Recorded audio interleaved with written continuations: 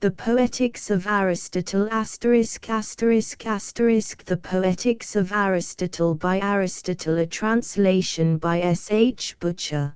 Transcribers, annotations and conventions. The translator left intact some Greek words to illustrate a specific point of the original discourse. In this transcription, in order to retain the accuracy of this text, those words are rendered by spelling out each Greek letter individually, such as alpha, beta, gamma, delta. The reader can distinguish these words by the enclosing braces. Where multiple words occur together, they are separated by the / symbol for clarity. Readers who do not speak or read the Greek language will usually neither gain nor lose understanding by skipping over these passages. Those who understand Greek, however, may gain a deeper insight to the original meaning and distinctions expressed by Aristotle. Contents: Aristotle's Poetics I 2 3 4 v 6 7 8 9 x 11 12 13 14 15 16 17 18 19 xxxxii 23 xziv xxv. Aristotle's Poetics I propose to treat of poetry in itself and of its various kinds, noting the essential quality of each, to inquire into the structure of the plot as requisite to a good poem, into the number and nature of the parts of which a poem is composed, and similarly into whatever else falls within the same inquiry. Following, then, the order of nature, let us begin with the principles which come first. Epic poetry and tragedy, comedy also and dithyrambic poetry, and the music of the flute and of the lyre in most of their forms, are all in their general conception modes of imitation. They differ, however, from one another in three respects: the medium, the objects, the manner or mode of imitation, being in each case distinct. For as there are persons who, by conscious art or mere habit, imitate and represent various objects through the medium of color and form, or again by the voice, so in the arts above mentioned, taken as a whole, the imitation is produced by rhythm, language, or harmony either singly or combined. Thus in the music of the flute and of the lyre, harmony and rhythm alone are employed, also in other arts, such as that of the shepherd's pipe, which are essentially similar to these. In dancing, rhythm alone is used without harmony, for even dancing imitates character, emotion, and action, by rhythmical movement. There is another art which imitates by means of language alone, and that either in prose or verse, which, verse, again, may either combine different meters or consist of but one kind, but this has hitherto been without a name. For there is no common term we could apply to the mimes of Sophron and Xenocus and the Socratic dialogues on the one hand, and, on the other, to poetic imitations in iambic, elegiac, or any similar meter. People do, indeed, add the word maker or poet to the name of the meter, and speak of elegiac poets, or epic, that is, hexameter, poets, as if it were not the imitation that makes the poet, but the verse that entitles them all indiscriminately to the name.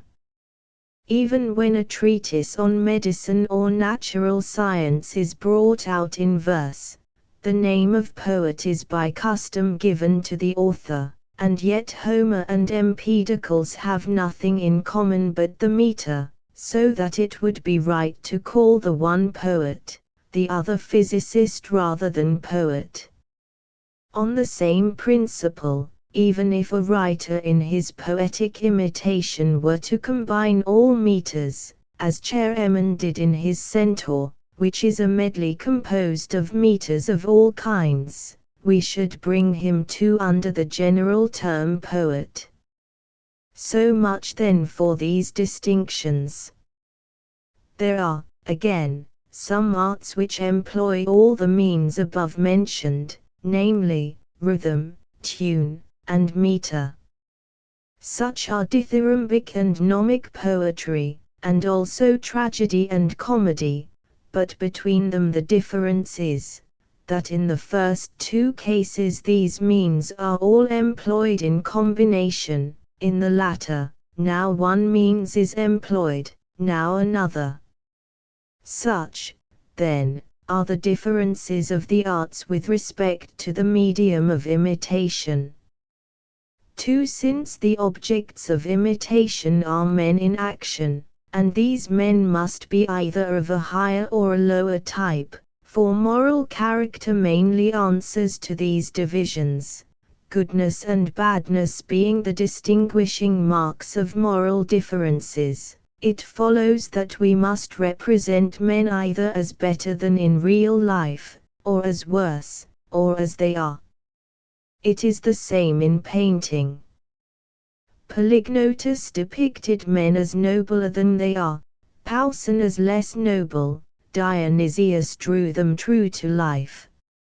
Now it is evident that each of the modes of imitation above mentioned will exhibit these differences, and become a distinct kind in imitating objects that are thus distinct.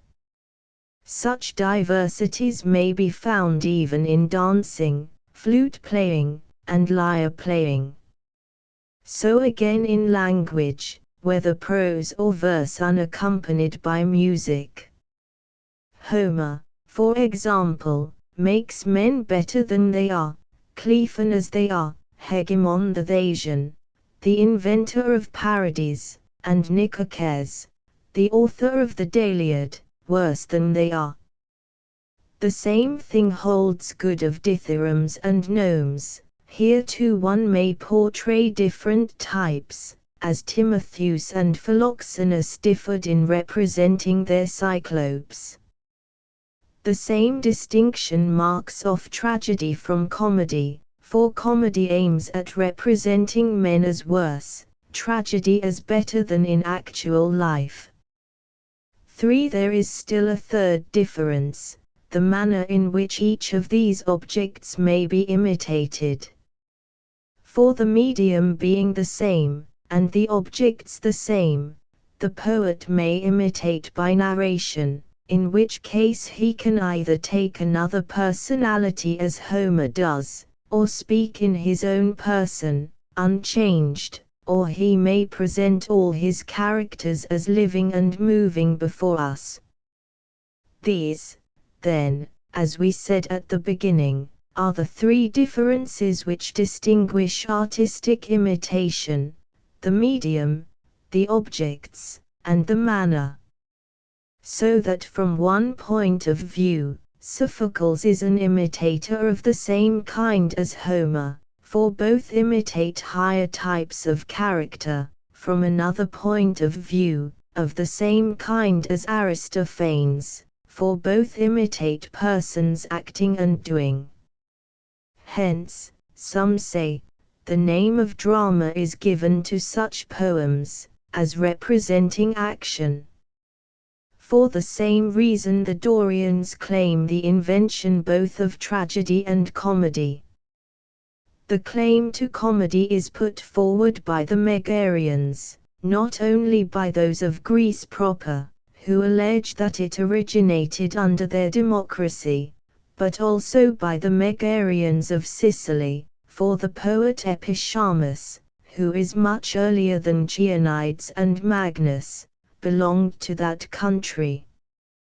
Tragedy too is claimed by certain Dorians of the Peloponnese. In each case they appeal to the evidence of language. The outlying villages, they say, are by them called Kappa Omega Mu Alpha Iota, by the Athenians Delta Eta Mu Iota, and they assume that comedians were so named not from Kappa Omega Mu Alpha Zeta Epsilon Iota Nu to revel, but because they wandered from village to village, Kappa Alpha Tau Alpha / Kappa Omega Mu Alpha Sigma, being excluded contemptuously from the city. They add also that the Dorian word for doing is Delta Rho Alpha Nu, and the Athenian Pi Rho Alpha Toto Epsilon Iota Nu. This may suffice as to the number and nature of the various modes of imitation. For poetry in general seems to have sprung from two causes, each of them lying deep in our nature. First, the instinct of imitation is implanted in man from childhood, one difference between him and other animals being that he is the most imitative of living creatures, and through imitation learns his earliest lessons, and no less universal is the pleasure felt in things imitated. We have evidence of this in the facts of experience. Objects which in themselves we view with pain, we delight to contemplate when reproduced with minute fidelity, such as the forms of the most ignoble animals and of dead bodies. The cause of this again is, that to learn gives the liveliest pleasure, not only to philosophers but to men in general, whose capacity, however, of learning is more limited. Thus the reason why men enjoy seeing a likeness is, that in contemplating it they find themselves learning or inferring, and saying perhaps, "Ah, that is he." For if you happen not to have seen the original, the pleasure will be due not to the imitation as such, but to the execution, the coloring, or some such other cause. Imitation, then, is one instinct of our nature. Next, there is the instinct for harmony and rhythm, meters being manifestly sections of rhythm. Persons, therefore, starting with this natural gift developed by degrees their special aptitudes, till their rude improvisations gave birth to poetry. Poetry now diverged in two directions, according to the individual character of the writers. The graver spirits imitated noble actions, and the actions of good men. The more trivial sort imitated the actions of meaner persons, at first composing satires, as the former did hymns to the gods and the praises of famous men. A poem of the satirical kind cannot indeed be put down to any author earlier than Homer, though many such writers probably there were. But from Homer onward, instances can be cited, his own Margites, for example, and other similar compositions. The appropriate meter was also here introduced. Hence the measure is still called the iambic or lampooning measure, being that in which people lampooned one another. Thus the older poets were distinguished as writers of heroic or of lampooning verse. As, in the serious style, Homer is preeminent among poets, for he alone combined dramatic form with excellence of imitation. So he too first laid down the main lines of comedy, by dramatizing the ludicrous instead of writing personal satire. His Margites bears the same relation to comedy that the Iliad and Odyssey do to tragedy. But when tragedy and comedy came to light, the two classes of poets still followed their natural bent. The lampooners became writers of comedy, and the epic poets were succeeded by tragedians, since the drama was a larger and higher form of art. Whether tragedy has as yet perfected its proper types or not, and whether it is to be judged in itself, or in relation also to the audience, this raises another question. Be that as it may, tragedy, as also comedy, was at first mere improvisation. The one originated with the authors of the Dithyramb, the other with those of the phallic songs, which are still in use in many of our cities. Tragedy advanced by slow degrees, each new element that showed itself was in turn developed. Having passed through many changes, it found its natural form, and there it stopped. Aeschylus first introduced a second actor, he diminished the importance of the chorus, and assigned the leading part to the dialogue. Sophocles raised the number of actors to 3, and added scene painting. Moreover, it was not till late that the short plot was discarded for one of greater compass, and the grotesque diction of the earlier satiric form for the stately manner of tragedy. The iambic measure then replaced the trochaic tetrameter, which was originally employed when the poetry was of the satiric order, and had greater affinities with dancing. Once dialogue had come in, nature herself discovered the appropriate measure. For the iambic is, of all measures, the most colloquial. We see it in the fact that conversational speech runs into iambic lines more frequently than into any other kind of verse, rarely into hexameters, and only when we drop the colloquial intonation. The additions to the number of episodes or acts, and the other accessories of which tradition tells, must be taken as already described, for to discuss them in detail would, doubtless, be a large undertaking. Comedy is, as we have said, an imitation of characters of a lower type, not, however, in the full sense of the word bad, the ludicrous being merely a subdivision of the ugly.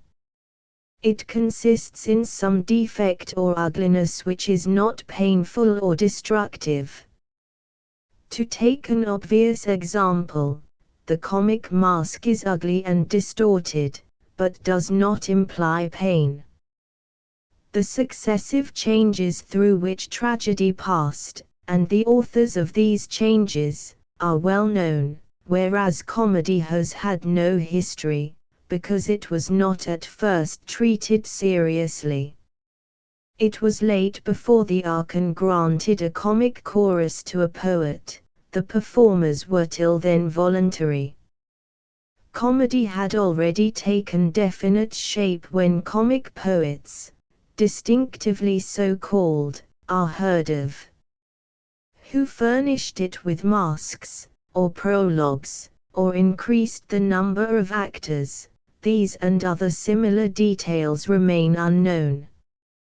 As for the plot, it came originally from Sicily, but of Athenian writers Crates was the first who, abandoning the iambic or lampooning form, generalized his themes and plots. Epic poetry agrees with tragedy in so far as it is an imitation in verse of characters of a higher type. They differ, in that epic poetry admits but one kind of meter, and is narrative in form. They differ, again, in their length, for tragedy endeavors, as far as possible, to confine itself to a single revolution of the sun, or but slightly to exceed this limit, whereas the epic action has no limits of time. This, then, is a second point of difference, though at first the same freedom was admitted in tragedy as in epic poetry. Of their constituent parts some are common to both, some peculiar to tragedy. Whoever, therefore, knows what is good or bad tragedy, knows also about epic poetry. All the elements of an epic poem are found in tragedy, but the elements of a tragedy are not all found in the epic poem. 6 of the poetry which imitates in hexameter verse, and of comedy, we will speak hereafter. Let us now discuss tragedy, resuming its formal definition, as resulting from what has been already said.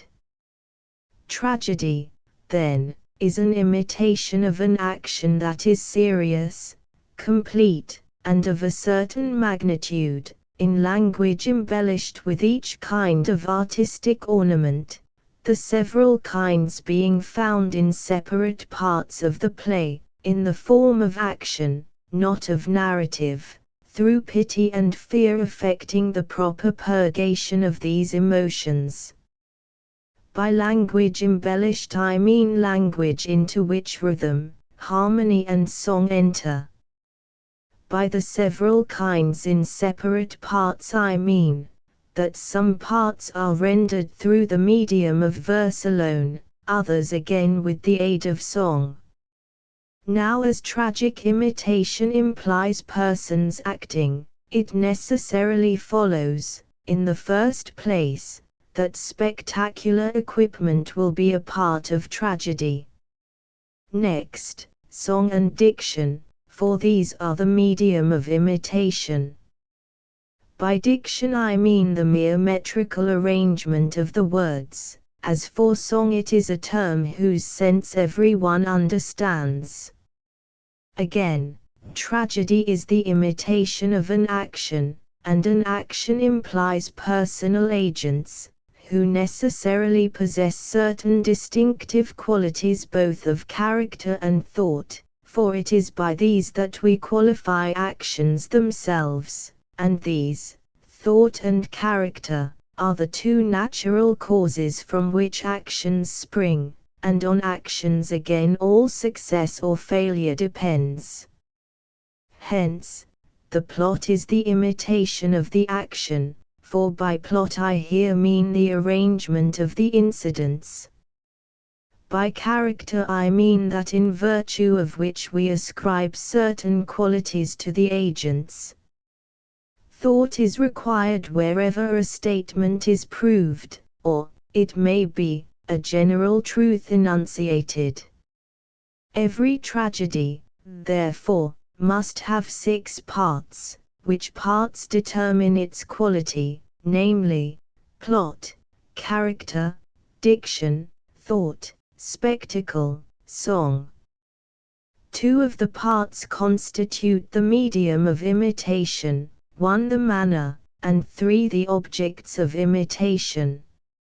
And these complete the list.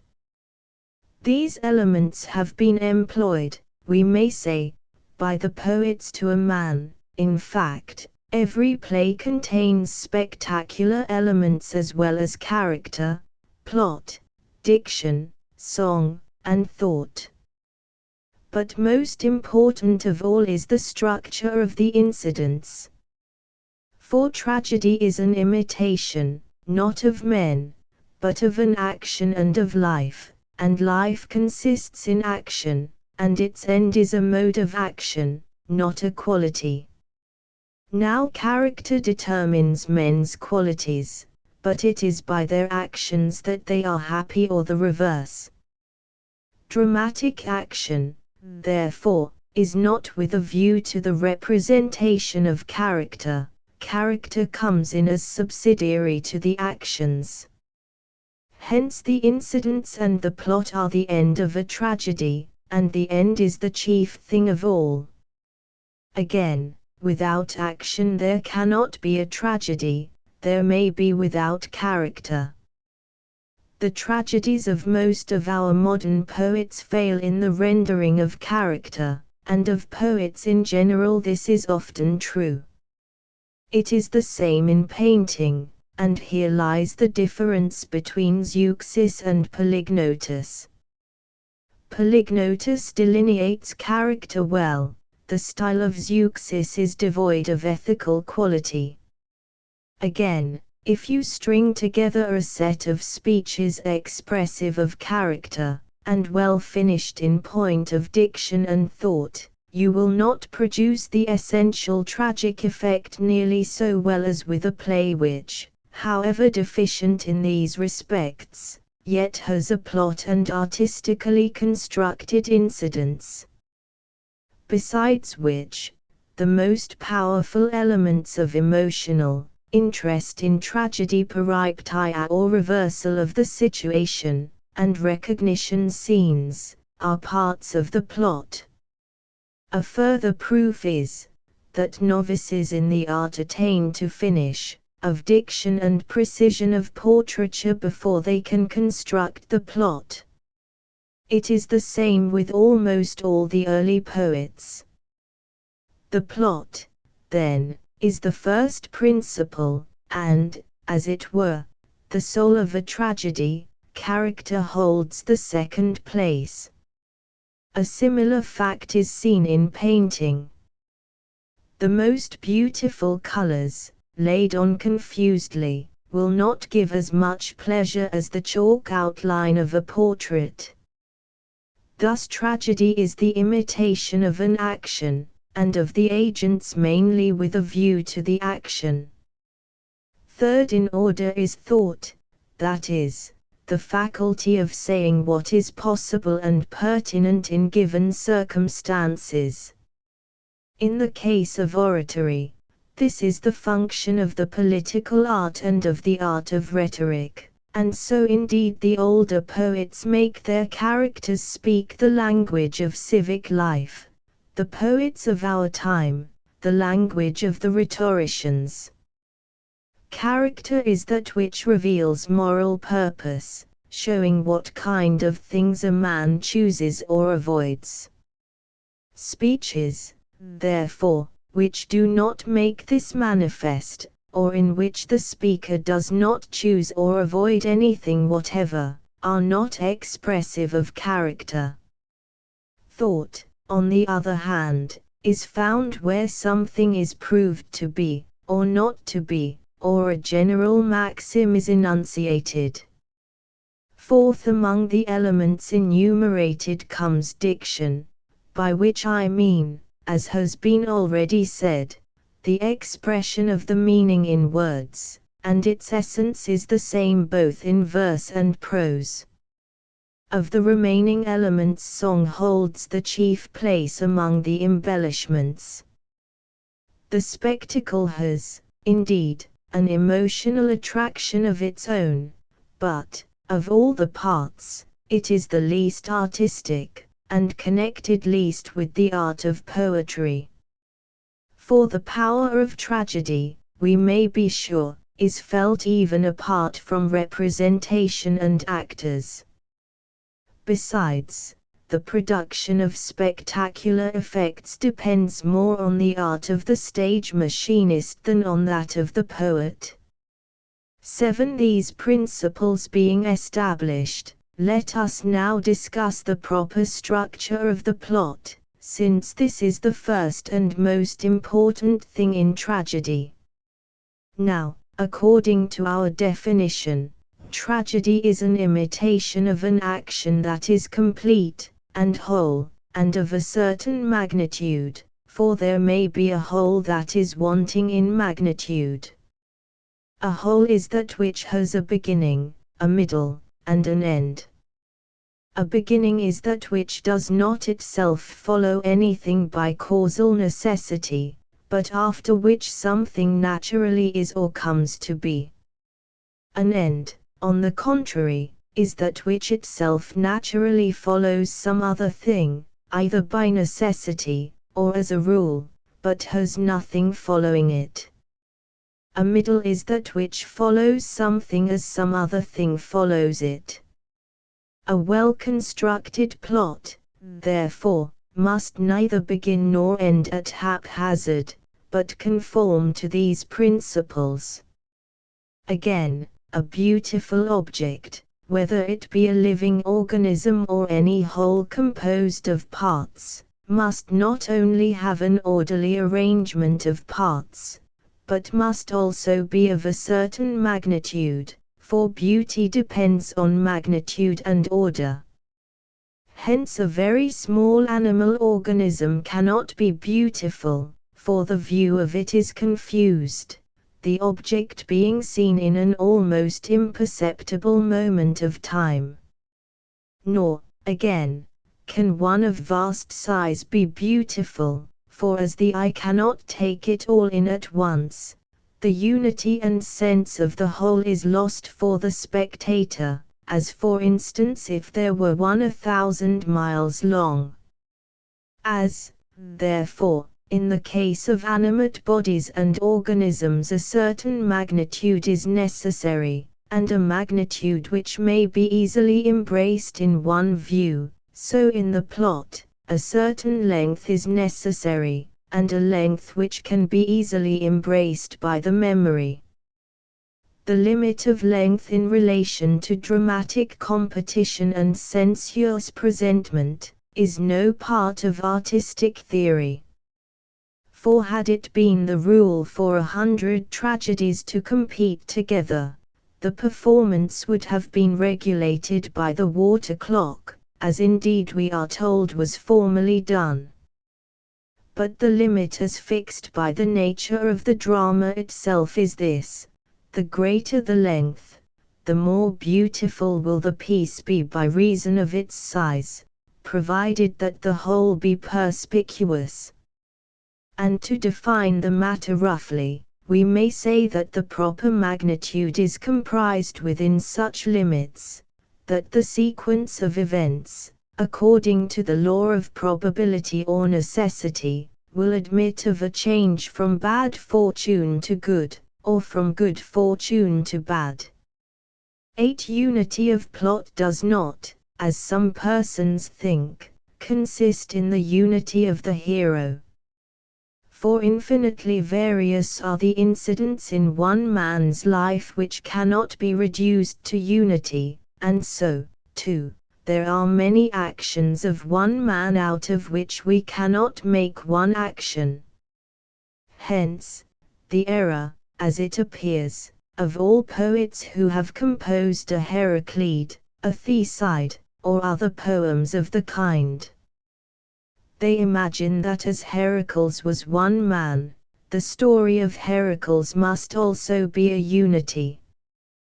But Homer, as in all else he is of surpassing merit, here too, whether from art or natural genius, seems to have happily discerned the truth.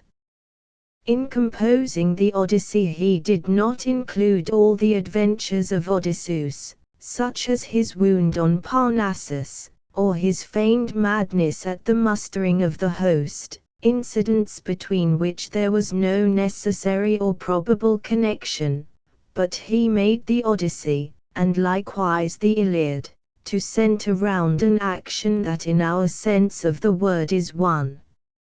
As therefore, in the other imitative arts, the imitation is one when the object imitated is one, so the plot, being an imitation of an action, must imitate one action and that a whole, the structural union of the parts being such that, if any one of them is displaced or removed, the whole will be disjointed and disturbed. For a thing whose presence or absence makes no visible difference, is not an organic part of the whole. 9. It is, moreover, evident from what has been said, that it is not the function of the poet to relate what has happened, but what may happen, what is possible according to the law of probability or necessity. The poet and the historian differ not by writing in verse or in prose.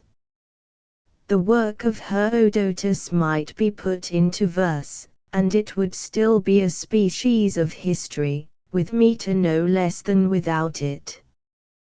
The true difference is that one relates what has happened, the other what may happen. Poetry, therefore, is a more philosophical and a higher thing than history, for poetry tends to express the universal, history the particular. By the universal, I mean how a person of a certain type will on occasion speak or act, according to the law of probability or necessity, and it is this universality at which poetry aims in the names she attaches to the personages. The particular is, for example, what Alcibiades did or suffered. In comedy this is already apparent, for here the poet first constructs the plot on the lines of probability, and then inserts characteristic names, unlike the lampooners who write about particular individuals.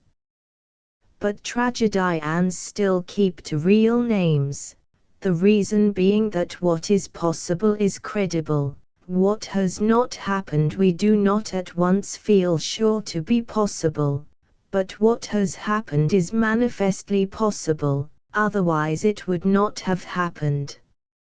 Still there are even some tragedies in which there are only one or two well-known names, the rest being fictitious.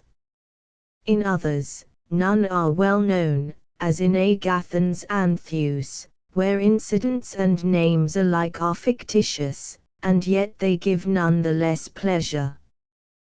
We must not, therefore, at all costs keep to the received legends, which are the usual subjects of tragedy. Indeed, it would be absurd to attempt it, for even subjects that are known only to a few, and yet give pleasure to all. It clearly follows that the poet or maker should be the maker of plots rather than of verses, since he is a poet because he imitates, and what he imitates are actions. And even if he chances to take an historical subject, he is none the less a poet, for there is no reason why some events that have actually happened should not conform to the law of the probable and possible, and in virtue of that quality in them he is their poet or maker. Of all plots and actions the episodic are the worst.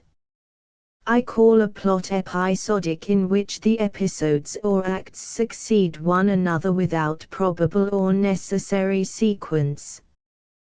Bad poets compose such pieces by their own fault, good poets, to please the players, for, as they write show pieces for competition, they stretch the plot beyond its capacity, and are often forced to break the natural continuity. But again, tragedy is an imitation not only of a complete action, but of events inspiring fear or pity. Such an effect is best produced when the events come on us by surprise, and the effect is heightened when, at the same time, they follow as cause and effect. The tragic wonder will be greater than if they happened of themselves or by accident, for even coincidences are most striking when they have an air of design. We may instance the statue of Mitis at Argos, which fell upon his murderer while he was a spectator at a festival, and killed him. Such events seem not to be due to mere chance. Plots, therefore, constructed on these principles are necessarily the best. Plots are either simple or complex, for the actions in real life, of which the plots are an imitation, obviously show a similar distinction.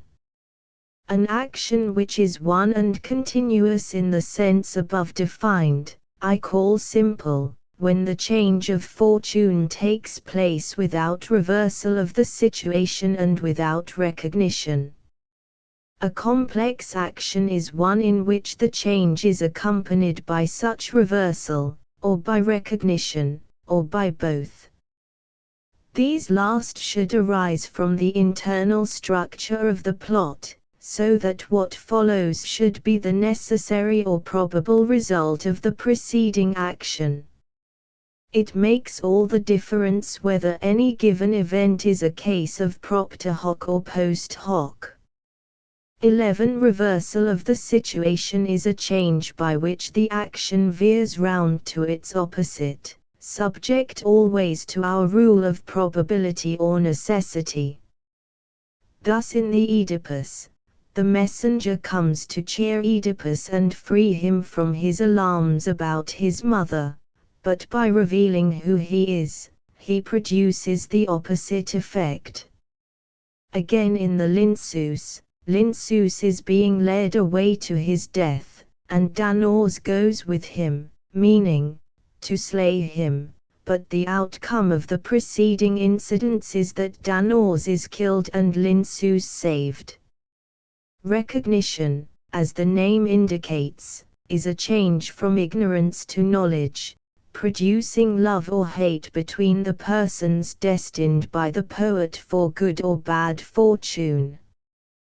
The best form of recognition is coincident with a reversal of the situation, as in the Oedipus.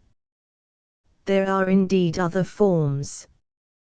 Even inanimate things of the most trivial kind may in a sense be objects of recognition.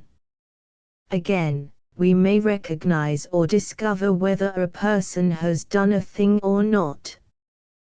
But the recognition which is most intimately connected with the plot and action is, as we have said, the recognition of persons. This recognition, combined with reversal, will produce either pity or fear, and actions producing these effects are those which, by our definition, tragedy represents. Moreover, it is upon such situations that the issues of good or bad fortune will depend. Recognition, then, being between persons, it may happen that one person only is recognized by the other when the latter is already known, or it may be necessary that the recognition should be on both sides. Thus Iphigenia is revealed to Orestes by the sending of the letter, but another act of recognition is required to make Orestes known to Iphigenia. 2 parts, then, of the plot, reversal of the situation and recognition, turn upon surprises. A third part is the scene of suffering. The scene of suffering is a destructive or painful action, such as death on the stage, bodily agony, wounds and the like. 12. The parts of tragedy which must be treated as elements of the whole have been already mentioned. We now come to the quantitative parts, and the separate parts into which tragedy is divided, namely, prologue, episode, exode, choric song, this last being divided into parade and stasimon. These are common to all plays, peculiar to some other songs of actors from the stage and the comoi. The prologue is that entire part of a tragedy which precedes the parade of the chorus. The episode is that entire part of a tragedy which is between complete choric songs. The exode is that entire part of a tragedy which has no choric song after it. Of the choric part, the parade is the first undivided utterance of the chorus. The stasimon is a choric ode without anapaests or trochaic tetrameters. The comos is a joint lamentation of chorus and actors. The parts of tragedy which must be treated as elements of the whole have been already mentioned. The quantitative parts, the separate parts into which it is divided, are here enumerated. 13. As the sequel to what has already been said, we must proceed to consider what the poet should aim at, and what he should avoid, in constructing his plots, and by what means the specific effect of tragedy will be produced. A perfect tragedy should, as we have seen, be arranged not on the simple but on the complex plan.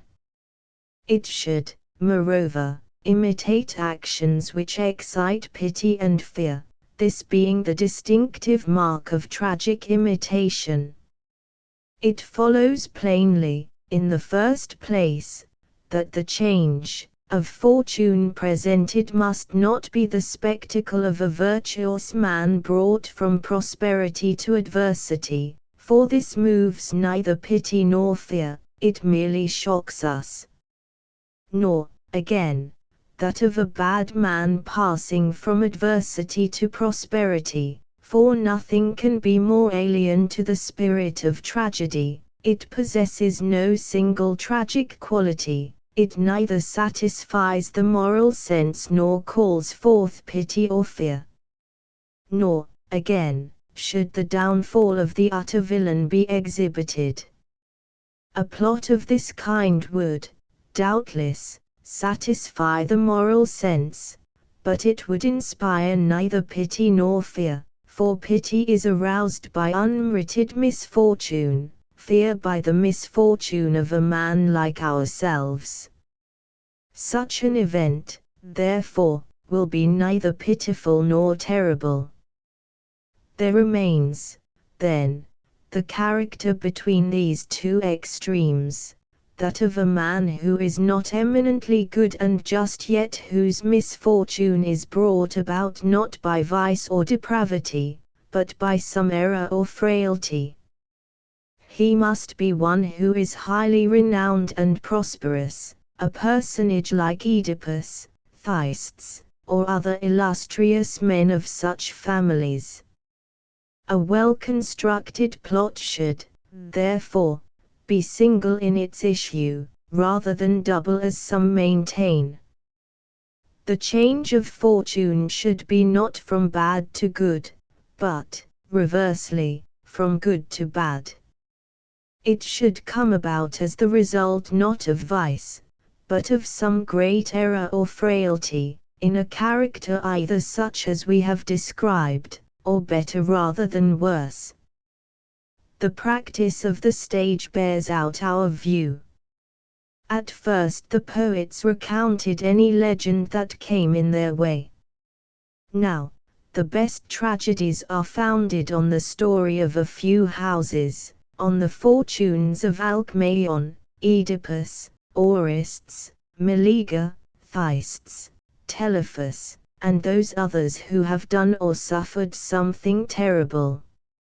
A tragedy, then, to be perfect according to the rules of art should be of this construction.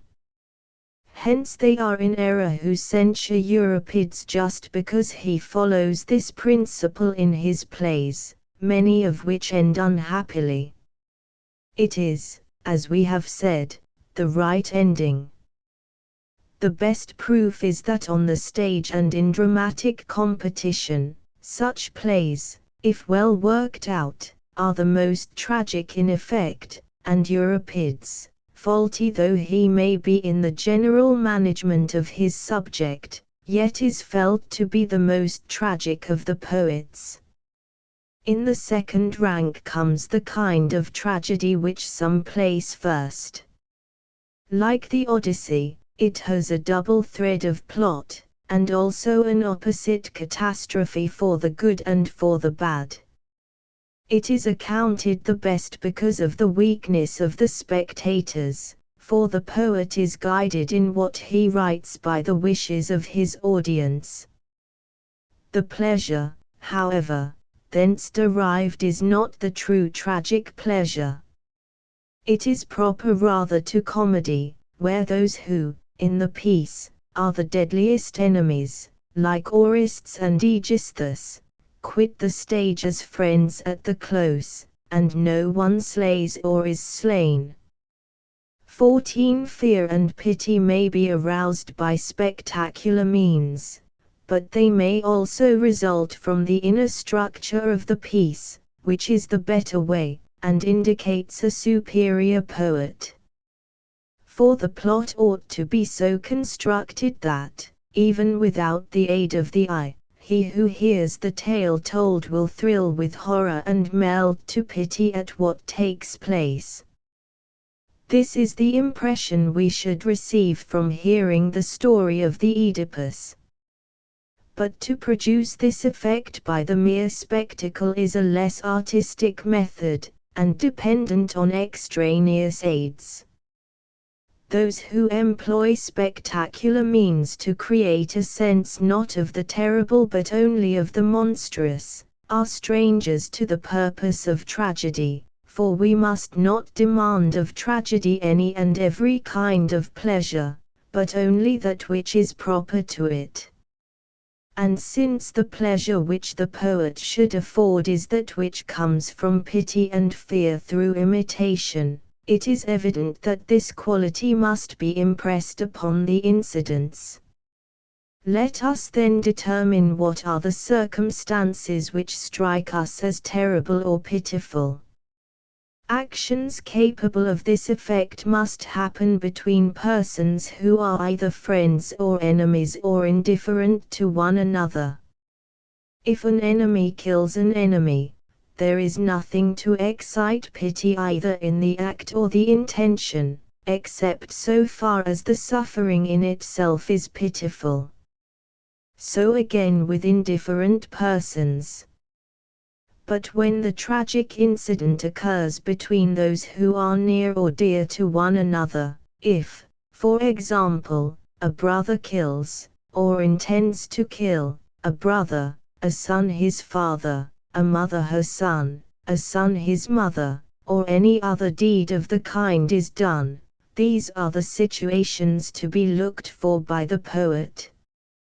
He may not indeed destroy the framework of the received legends, the fact, for instance, that Clytemnestra was slain by Orestes and Eriphyle by Alcmaeon, but he ought to show invention of his own, and skillfully handle the traditional material.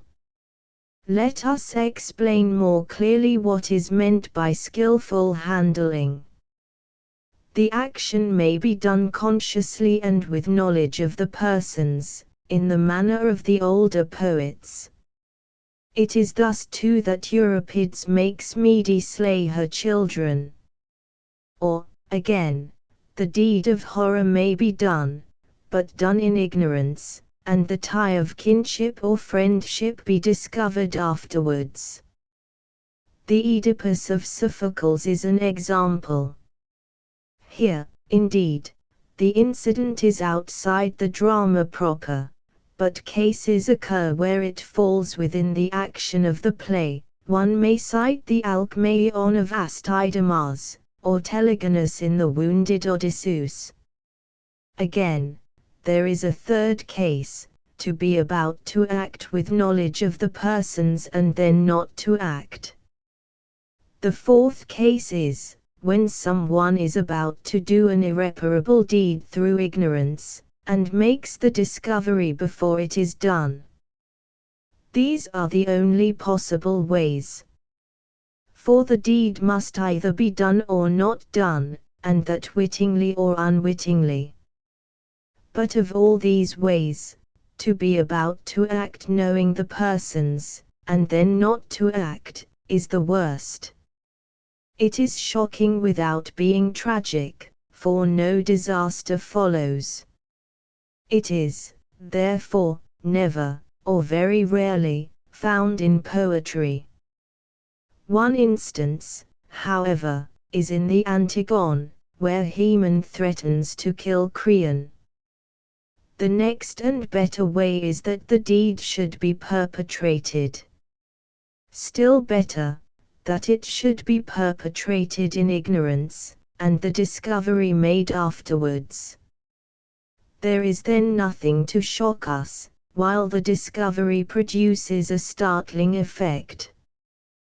The last case is the best, as when in the Cresphon's Merope is about to slay her son, but, recognizing who he is, spares his life. So in the Iphigenia, the sister recognizes the brother just in time. Again in the hell, the son recognizes the mother when on the point of giving her up. This, then, is why a few families only, as has been already observed, furnish the subjects of tragedy.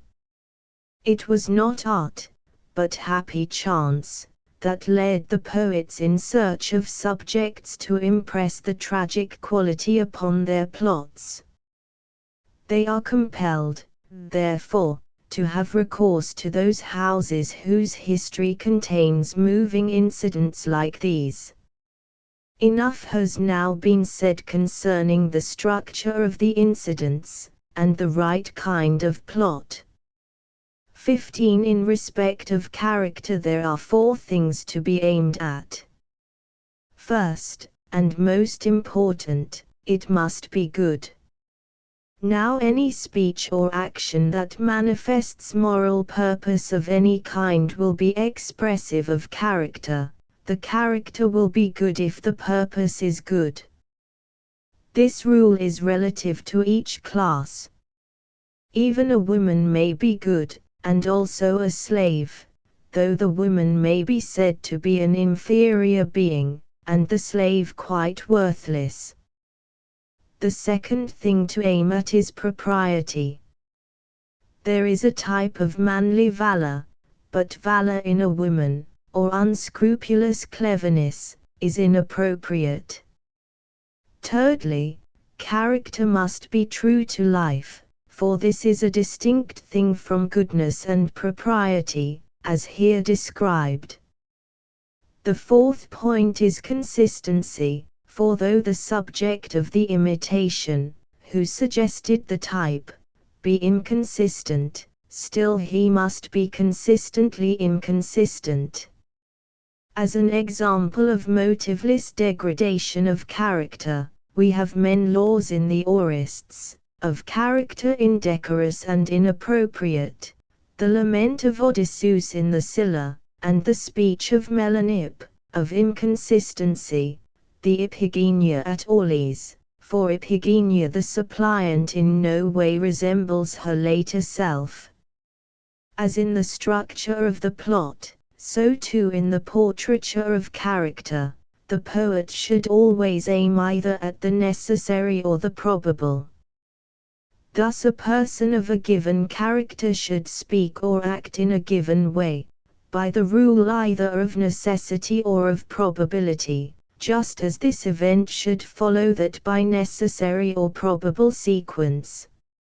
It is therefore evident that the unraveling of the plot, no less than the complication, must arise out of the plot itself. It must not be brought about by the deus ex machina, as in the Mede, or in the return of the Greeks in the Iliad. The deus ex machina should be employed only for events external to the drama, for antecedent or subsequent events, which lie beyond the range of human knowledge, and which require to be reported or foretold, for to the gods we ascribe the power of seeing all things. Within the action there must be nothing irrational. If the irrational cannot be excluded, it should be outside the scope of the tragedy. Such is the irrational element in the Oedipus of Sophocles. Again, since tragedy is an imitation of persons who are above the common level, the example of good portrait painters should be followed. They, while reproducing the distinctive form of the original, make a likeness which is true to life and yet more beautiful.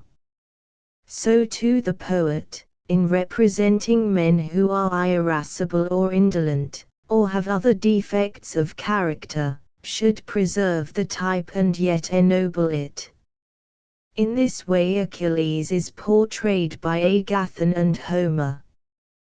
These then are rules the poet should observe. Nor should he neglect those appeals to the senses, which, though not among the essentials, are the concomitants of poetry, for here too there is much room for error. But of this enough has been said in our published treatises. 16. What recognition is has been already explained. We will now enumerate its kinds. First, the least artistic form, which, from poverty of wit, is most commonly employed, recognition by signs. Of these some are congenital, such as the spear which the earth-born race bear on their bodies, or the stars introduced by Carcinus in his Theists. Others are acquired after birth, and of these some are bodily marks, as scars, some external tokens, as necklaces, or the little arc in the toe by which the discovery is effected. Even these admit of more or less skillful treatment. Thus in the recognition of Odysseus by his scar, the discovery is made in one way by the nurse, in another by the swineherds. The use of tokens for the express purpose of proof, and, indeed, any formal proof with or without tokens, is a less artistic mode of recognition. A better kind is that which comes about by a turn of incident, as in the bath scene in the Odyssey. Next come the recognitions invented at will by the poet, and on that account wanting in art. For example, Orestes in the Iphigenia reveals the fact that he is Orestes. She, indeed, makes herself known by the letter, but he, by speaking himself, and saying what the poet, not what the plot requires. This, therefore, is nearly allied to the fault above mentioned, for Orestes might as well have brought tokens with him. Another similar instance is the voice of the shuttle in the Trias of Sophocles. The third kind depends on memory when the sight of some object awakens a feeling, as in the Cyprians of Diogenes, where the hero breaks into tears on seeing the picture, or again in the lay of Alcinous where Odysseus, hearing the minstrel play the lyre, recalls the past and weeps, and hence the recognition. The fourth kind is by process of reasoning. Thus in the Choephory, some one resembling me has come, no one resembles me but Orestes, therefore Orestes has come. Such too is the discovery made by Iphigenia in the play of Polyidus the Sophist. It was a natural reflection for Orestes to make, so I too must die at the altar like my sister. So, again, in the Tydeus of Theodectes, the father says, I came to find my son, and I lose my own life. So too in the Phainidae, the women, on seeing the place, inferred their fate, here we are doomed to die, for here we were cast forth. Again, there is a composite kind of recognition involving false inference on the part of one of the characters, as in the Odysseus disguised as a messenger. A said, that no one else was able to bend the bow, hence B, the disguised Odysseus, imagined that A would recognize the bow which, in fact, he had not seen, and to bring about a recognition by this means that the expectation A would recognize the bow is false inference. But, of all recognitions, the best is that which arises from the incidents themselves, where the startling discovery is made by natural means. Such is that in the Oedipus of Sophocles, and in the Iphigenia, for it was natural that Iphigenia should wish to dispatch a letter. These recognitions alone dispense with the artificial aid of tokens or amulets. Next come the recognitions by process of reasoning. 17. In constructing the plot and working it out with the proper diction, the poet should place the scene, as far as possible, before his eyes. In this way, seeing everything with the utmost vividness, as if he were a spectator of the action, he will discover what is in keeping with it, and be most unlikely to overlook inconsistencies. The need of such a rule is shown by the fault found in Carcinus. Amphiaraus was on his way from the temple. This fact escaped the observation of one who did not see the situation.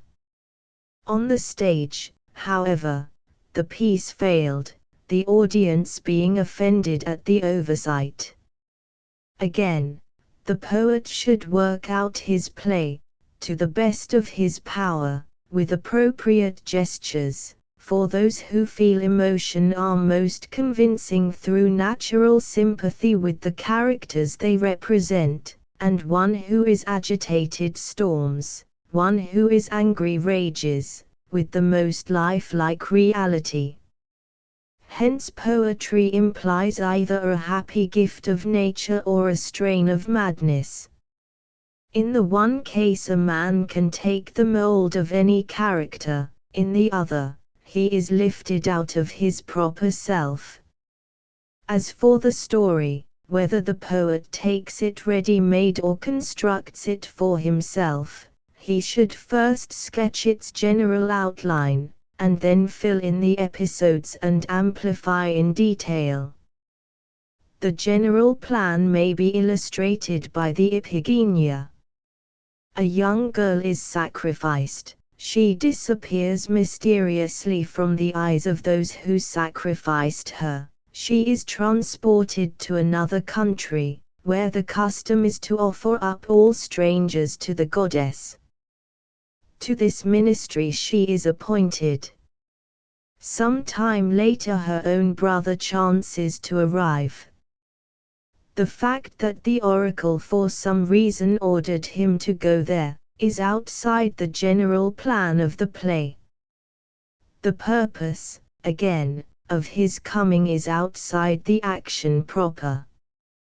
However, he comes, he is seized, and, when on the point of being sacrificed, reveals who he is.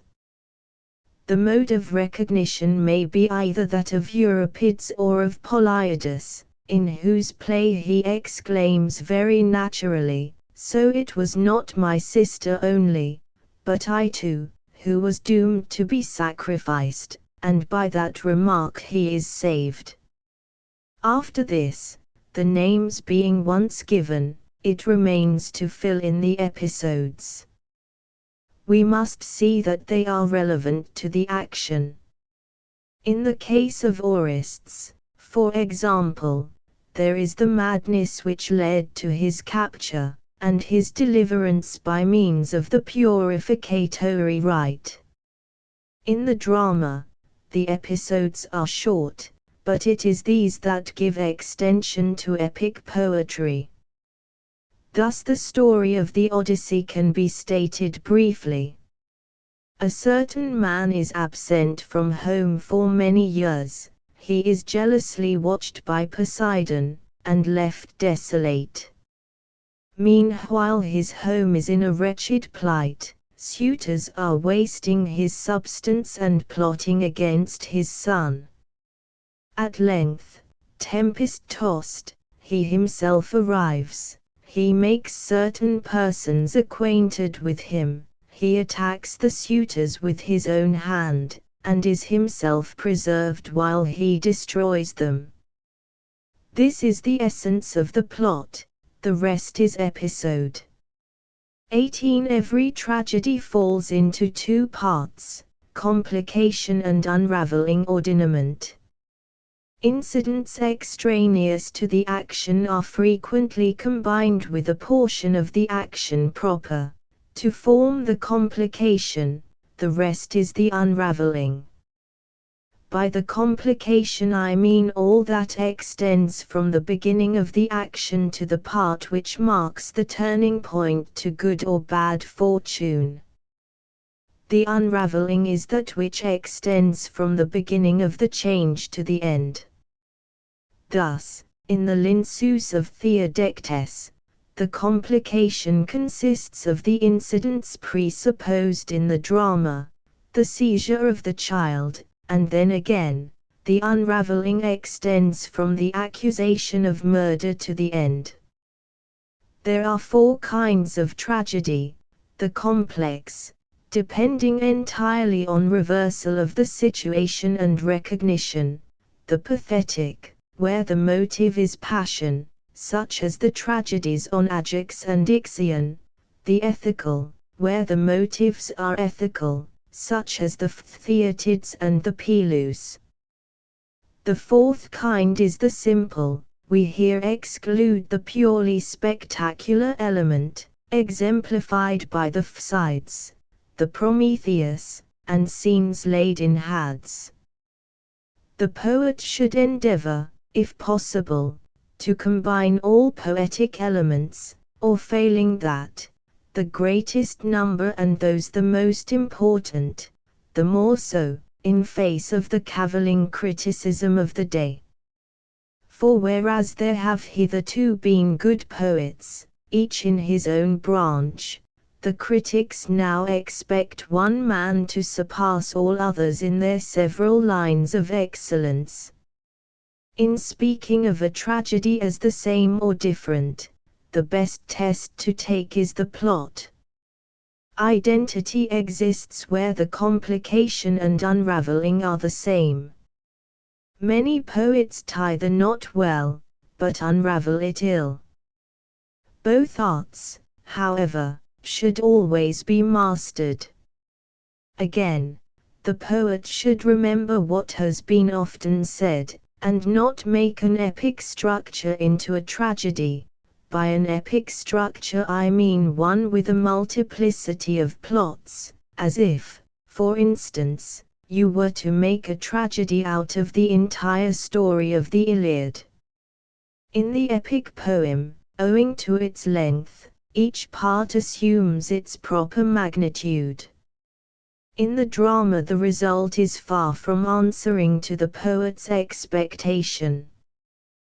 The proof is that the poets who have dramatized the whole story of the fall of Troy, instead of selecting portions, like Euripides, or who have taken the whole tale of Niobe, and not a part of her story, like Aeschylus, either fail utterly or meet with poor success on the stage.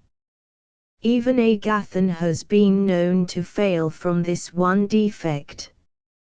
In his reversals of the situation, however, he shows a marvelous skill in the effort to hit the popular taste, to produce a tragic effect that satisfies the moral sense.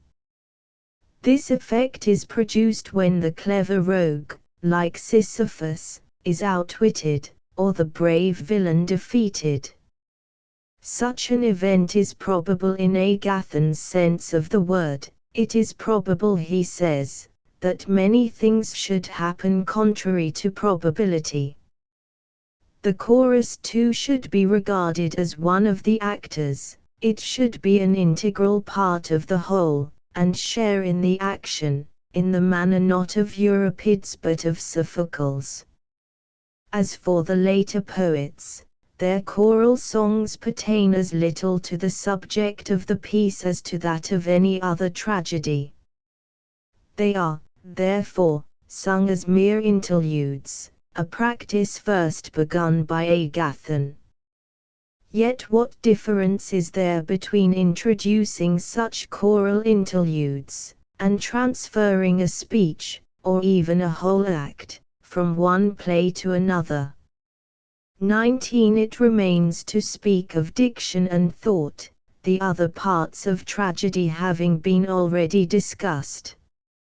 Concerning thought, we may assume what is said in the rhetoric, to which inquiry the subject more strictly belongs. Under thought is included every effect which has to be produced by speech, the subdivisions being proof and refutation, the excitation of the feelings, such as pity, fear, anger, and the like, the suggestion of importance or its opposite. Now, it is evident that the dramatic incidents must be treated from the same points of view as the dramatic speeches, when the object is to evoke the sense of pity, fear, importance, or probability. The only difference is that the incidents should speak for themselves without verbal exposition, while the effects aimed at in speech should be produced by the speaker, and as a result of the speech. For what were the business of a speaker, if the thought were revealed quite apart from what he says? Next, as regards diction. One branch of the inquiry treats of the modes of utterance. But this province of knowledge belongs to the art of delivery and to the masters of that science. It includes, for instance, what is a command, a prayer, a statement, a threat, a question, an answer, and so forth. To know or not to know these things involves no serious censure upon the poet's art. For who can admit the fault imputed to Homer by Protagoras, that in the words, "Sing, goddess," of the wrath he gives a command under the idea that he utters a prayer? For to tell someone to do a thing or not to do it is, he says, a command. We may, therefore, pass this over as an inquiry that belongs to another art, not to poetry. XX. Language in general includes the following parts: letter, syllable, connecting word, noun, verb, inflection or case, sentence or phrase. A letter is an indivisible sound, yet not every such sound, but only one which can form part of a group of sounds. For even brutes utter indivisible sounds, none of which I call a letter. The sound I mean may be either a vowel, a semivowel, or a mute. A vowel is that which without impact of tongue or lip has an audible sound. A semivowel, that which with such impact has an audible sound, as s and r. A mute, that which with such impact has by itself no sound, but joined to a vowel sound becomes audible, as g and d.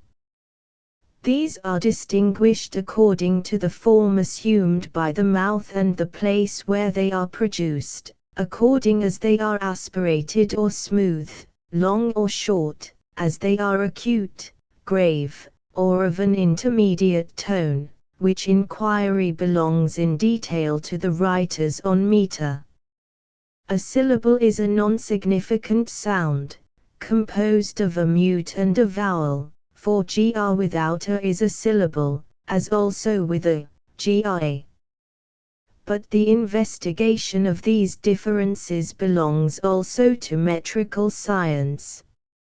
A connecting word is a non-significant sound, which neither causes nor hinders the union of many sounds into one significant sound. It may be placed at either end or in the middle of a sentence.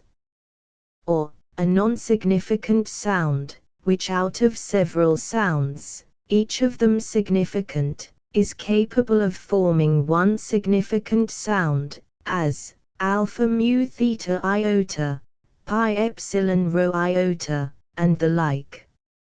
Or, a non-significant sound, which marks the beginning, end, or division of a sentence, such, however, that it cannot correctly stand by itself at the beginning of a sentence, as mu epsilon nu, eta to omicron iota, delta epsilon. A noun is a composite significant sound, not marking time, of which no part is in itself significant, for in double or compound words we do not employ the separate parts as if each were in itself significant. Thus in Theodorus, God-given the delta omega rho omicron nu, or gift is not in itself significant. A verb is a composite significant sound, marking time, in which, as in the noun, no part is in itself significant. For man or white does not express the idea of when, but he walks or he has walked does connote time, present or past.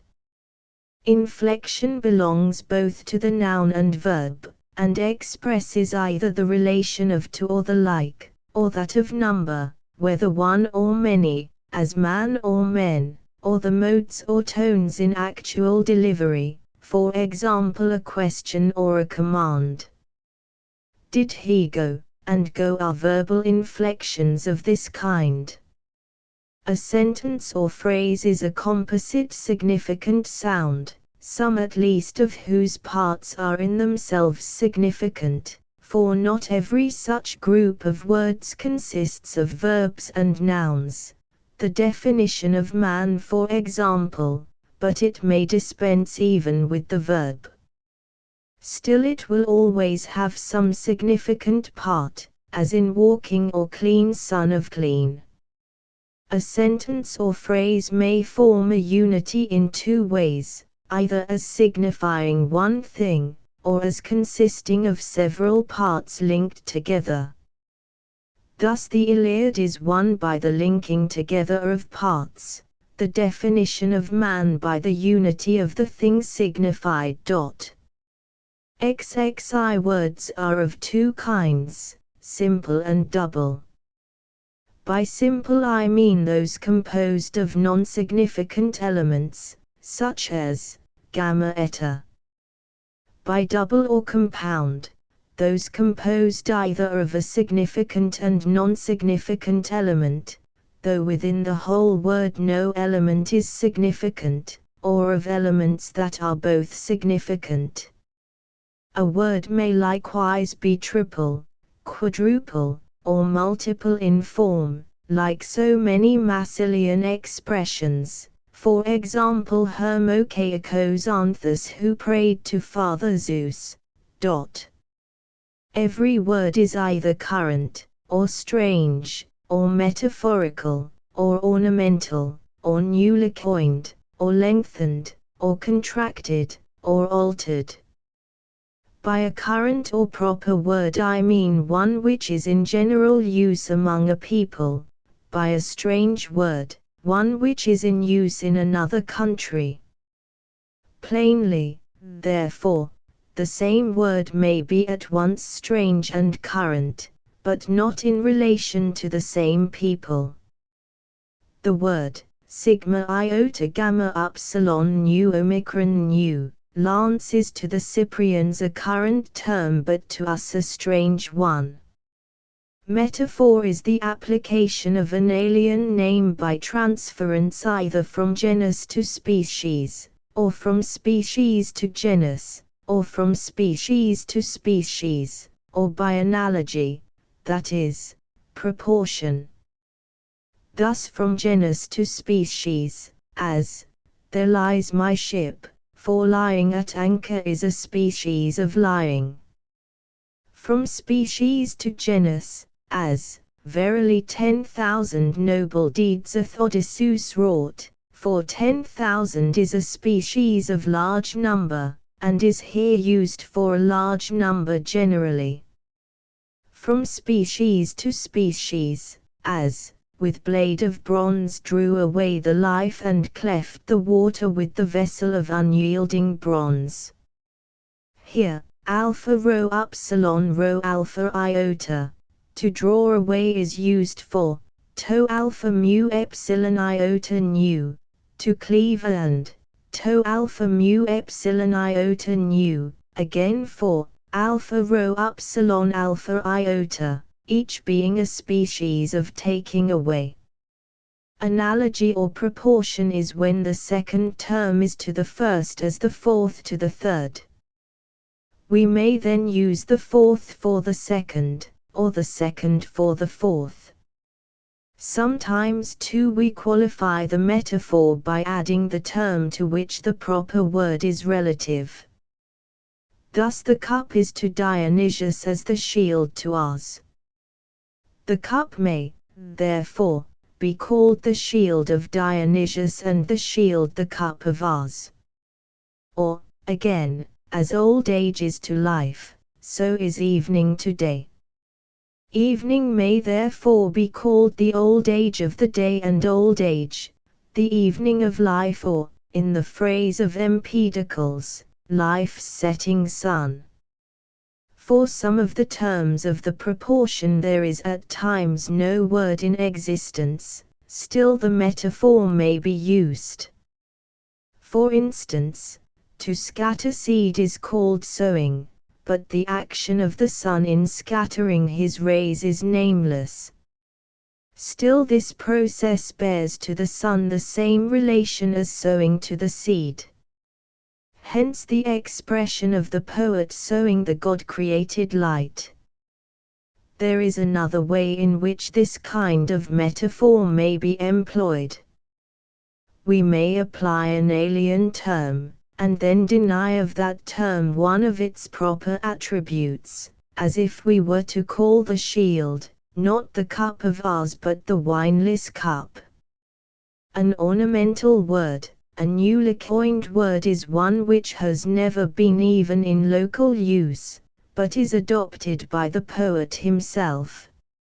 Some such words there appear to be, as epsilon rho nu upsilon gamma epsilon sigma, sprouters for kappa epsilon rho alpha to alpha, horns, and alpha rho eta to eta rho, supplicative for iota epsilon rho epsilon upsilon sigma, priest. A word is lengthened when its own vowel is exchanged for a longer one, or when a syllable is inserted. A word is contracted when some part of it is removed. Instances of lengthening are pi omicron lambda eta omicron sigma, for pi omicron lambda epsilon omega sigma, and pi eta lambda eta iota alpha delta epsilon omega, for pi eta lambda epsilon iota delta omicron upsilon, of contraction, kappa rho iota, delta omega, and omicron psi, as in mu iota alpha / gamma iota nu epsilon to alpha iota / alpha mu phi omicron to epsilon rho omega nu / omicron psi. An altered word is one in which part of the ordinary form is left unchanged, and part is recast, as in delta epsilon 11 iota to epsilon rho omicron nu / kappa alpha to alpha / mu alpha zeta omicron nu, delta epsilon 11 iota to epsilon rho omicron nu, is for delta epsilon 11 iota omicron nu. Nouns in themselves are either masculine, feminine, or neuter.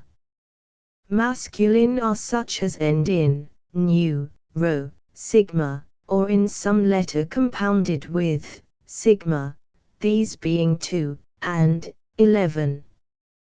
Feminine, such as end in vowels that are always long, namely eta and omega, and of vowels that admit of lengthening, those in alpha.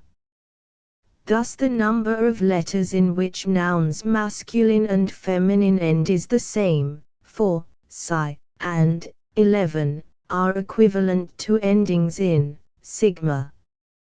No noun ends in a mute or a vowel short by nature. 3 only end in iota, mu eta lambda iota, kappa omicron mu iota, pi epsilon rho iota, 5 end in upsilon. Neuter nouns end in these two latter vowels, also in new and sigma. XXII. The perfection of style is to be clear without being mean. The clearest style is that which uses only current or proper words, at the same time it is mean, witness the poetry of Clephon and of Sthenelus. That diction, on the other hand, is lofty and raised above the commonplace which employs unusual words. By unusual, I mean strange, or rare, words, metaphorical, lengthened, anything, in short, that differs from the normal idiom. Yet a style wholly composed of such words is either a riddle or a jargon. A riddle, if it consists of metaphors; a jargon, if it consists of strange, or rare, words. For the essence of a riddle is to express true facts under impossible combinations. Now this cannot be done by any arrangement of ordinary words, but by the use of metaphor it can. Such is the riddle: a man I saw who on another man had glued the bronze by aid of fire, and others of the same kind. A diction that is made up of strange, or rare, terms is a jargon. A certain infusion, therefore, of these elements is necessary to style, for the strange, or rare, word, the metaphorical, the ornamental, and the other kinds above mentioned, will raise it above the commonplace and mean, while the use of proper words will make it perspicuous. But nothing contributes more to produce a clearness of diction that is remote from commonness than the lengthening, contraction, and alteration of words. For by deviating in exceptional cases from the normal idiom, the language will gain distinction, while, at the same time, the partial conformity with usage will give perspicuity. The critics, therefore, are in error who censure these licenses of speech, and hold the author up to ridicule. Thus Euclides, the elder, declared that it would be an easy matter to be a poet if you might lengthen syllables at will. He caricatured the practice in the very form of his diction, as in the verse, epsilon pi iota chi alpha rho eta nu / epsilon iota delta omicron nu / mu alpha rho alpha theta omega nu alpha delta epsilon / beta alpha delta iota zeta omicron nu to alpha, or omicron upsilon kappa / alpha nu / gamma / epsilon rho alpha mu epsilon nu omicron sigma / to omicron nu / epsilon kappa epsilon iota nu omicron upsilon / epsilon lambda epsilon beta omicron rho omicron nu. To employ such license at all obtrusively is, no doubt, grotesque, but in any mode of poetic diction there must be moderation. Even metaphors, strange, or rare, words, or any similar forms of speech, would produce the like effect if used without propriety and with the express purpose of being ludicrous. How great a difference is made by the appropriate use of lengthening, may be seen in epic poetry by the insertion of ordinary forms in the verse. So, again, if we take a strange, or rare, word, a metaphor, or any similar mode of expression, and replace it by the current or proper term, the truth of our observation will be manifest. For example, Aeschylus and Euripides each composed the same iambic line. But the alteration of a single word by Euripides, who employed the rarer term instead of the ordinary one, makes one verse appear beautiful and the other trivial. Aeschylus in his Philoctetes says, Phi alpha gamma epsilon delta alpha iota nu alpha / delta / eta / mu omicron upsilon / sigma alpha rho kappa alpha sigma / epsilon rho theta iota epsilon iota / pi omicron delta omicron sigma. Euripides substitutes theta omicron iota nu alpha to alpha iota, feasts on 4, epsilon sigma theta iota epsilon iota, feeds on. Again, in the line, nu upsilon nu / delta epsilon / mu / epsilon omega nu / omicron lambda iota gamma upsilon sigma / to epsilon / kappa alpha iota / omicron upsilon to iota delta alpha nu omicron sigma / kappa alpha iota / alpha epsilon iota kappa eta sigma. The difference will be felt if we substitute the common words nu upsilon nu / delta epsilon / mu / epsilon omega nu / mu iota kappa rho omicron sigma / to epsilon / kappa alpha iota / alpha rho theta epsilon nu iota kappa omicron sigma / kappa alpha iota / alpha epsilon iota delta gamma sigma.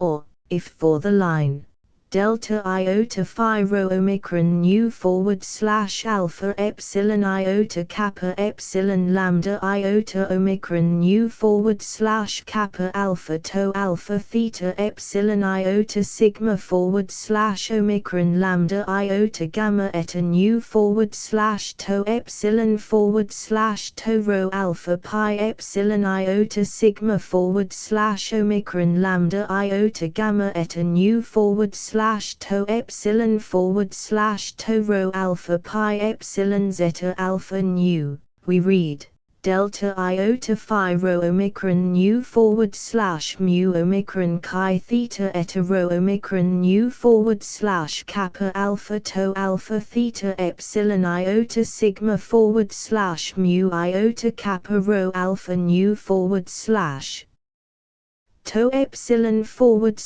to rho alpha pi epsilon zeta alpha nu.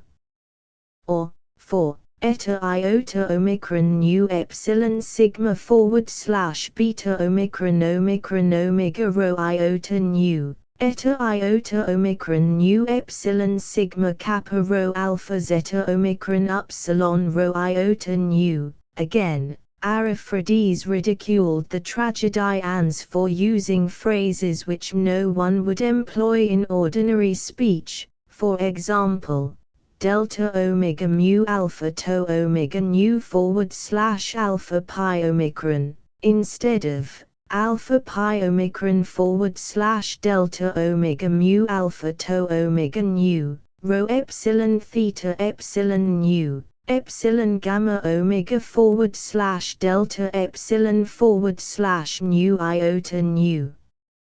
Alpha chi iota lambda epsilon omega sigma / pi epsilon rho iota, instead of pi epsilon rho iota / alpha chi iota lambda epsilon omega sigma, and the like. It is precisely because such phrases are not part of the current idiom that they give distinction to the style. This, however, he failed to see. It is a great matter to observe propriety in these several modes of expression, as also in compound words, strange, or rare, words, and so forth. But the greatest thing by far is to have a command of metaphor. This alone cannot be imparted by another, It is the mark of genius, for to make good metaphors implies an eye for resemblances. Of the various kinds of words, the compound are best adapted to dithyrambs, rare words to heroic poetry, metaphors to iambic. In heroic poetry, indeed, all these varieties are serviceable. But in iambic verse, which reproduces, as far as may be, familiar speech, the most appropriate words are those which are found even in prose. These are the current or proper, the metaphorical, the ornamental. Concerning tragedy and imitation by means of action, this may suffice. 23. As to that poetic imitation which is narrative in form and employs a single meter, the plot manifestly ought, as in a tragedy, to be constructed on dramatic principles. It should have for its subject a single action, whole and complete, with a beginning, a middle, and an end. It will thus resemble a living organism in all its unity, and produce the pleasure proper to it. It will differ in structure from historical compositions, which of necessity present not a single action, but a single period, and all that happened within that period to one person or to many, little connected together as the events may be. For as the sea fight at Salamis and the battle with the Carthaginians in Sicily took place at the same time, but did not tend to any one result, so in the sequence of events, one thing sometimes follows another, and yet no single result is thereby produced. Such is the practice, we may say, of most poets. Here again, then, as has been already observed, the transcendent excellence of Homer is manifest. He never attempts to make the whole war of Troy the subject of his poem, though that war had a beginning and an end. It would have been too vast a theme, and not easily embraced in a single view. If, again, he had kept it within moderate limits, it must have been overcomplicated by the variety of the incidents. As it is, he detaches a single portion, and admits as episodes many events from the general story of the war, such as the catalogue of the ships and others, thus diversifying the poem. All other poets take a single hero, a single period, or an action single indeed, but with a multiplicity of parts. Thus did the author of the Cypria and of the Little Iliad.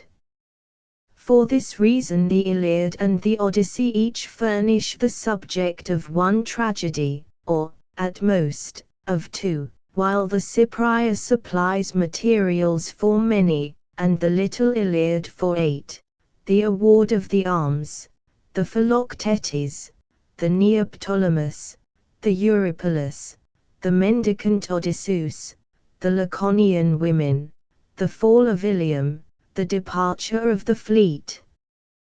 Xiv. Again, epic poetry must have as many kinds as tragedy. It must be simple, or complex, or ethical or pathetic. The parts also, with the exception of song and spectacle, are the same, for it requires reversals of the situation, recognitions, and scenes of suffering. Moreover, the thoughts and the diction must be artistic. In all these respects Homer is our earliest and sufficient model. Indeed, each of his poems has a twofold character. The Iliad is at once simple and pathetic, and the Odyssey complex, for recognition scenes run through it, and at the same time ethical. Moreover, in diction and thought they are supreme. Epic poetry differs from tragedy in the scale on which it is constructed, and in its meter. As regards scale or length, we have already laid down an adequate limit. The beginning and the end must be capable of being brought within a single view. This condition will be satisfied by poems on a smaller scale than the old epics, and answering in length to the group of tragedies presented at a single sitting. Epic poetry has, however, a special capacity for enlarging its dimensions, and we can see the reason. In tragedy we cannot imitate several lines of actions carried on at one and the same time, we must confine ourselves to the action on the stage and the part taken by the players. But in epic poetry, owing to the narrative form, many events simultaneously transacted can be presented, and these, if relevant to the subject, add mass and dignity to the poem. The epic has here an advantage, and one that conduces to grandeur of effect, to diverting the mind of the hearer, and relieving the story with varying episodes. For sameness of incident soon produces satiety, and makes tragedies fail on the stage. As for the meter, the heroic measure has proved its fitness by the test of experience. If a narrative poem in any other meter or in many meters were now composed, it would be found incongruous. For of all measures the heroic is the stateliest and the most massive, and hence it most readily admits rare words and metaphors, which is another point in which the narrative form of imitation stands alone. On the other hand, the iambic and the trochaic tetrameter are stirring measures, the latter being akin to dancing, the former expressive of action. Still more absurd would it be to mix together different meters, as was done by Cheremon. Hence no one has ever composed a poem on a great scale in any other than heroic verse. Nature herself, as we have said, teaches the choice of the proper measure. Homer, admirable in all respects, has the special merit of being the only poet who rightly appreciates the part he should take himself. The poet should speak as little as possible in his own person, for it is not this that makes him an imitator. Other poets appear themselves upon the scene throughout, and imitate but little and rarely. Homer, after a few prefatory words, at once brings in a man, or woman, or other personage, none of them wanting in characteristic qualities, but each with a character of his own. The element of the wonderful is required in tragedy. The irrational, on which the wonderful depends for its chief effects, has wider scope in epic poetry, because there the person acting is not seen. Thus, the pursuit of Hector would be ludicrous if placed upon the stage, the Greeks standing still and not joining in the pursuit, and Achilles waving them back. But in the epic poem the absurdity passes unnoticed. Now the wonderful is pleasing, as may be inferred from the fact that every one tells a story with some addition of his own, knowing that his hearers like it. It is Homer who has chiefly taught other poets the art of telling lies skillfully. The secret of it lies in a fallacy, for, assuming that if one thing is or becomes, a second is or becomes, men imagine that, if the second is, the first likewise is or becomes. But this is a false inference. Hence, where the first thing is untrue, it is quite unnecessary, provided the second be true, to add that the first is or has become. For the mind, knowing the second to be true, falsely infers the truth of the first. There is an example of this in the bath scene of the Odyssey.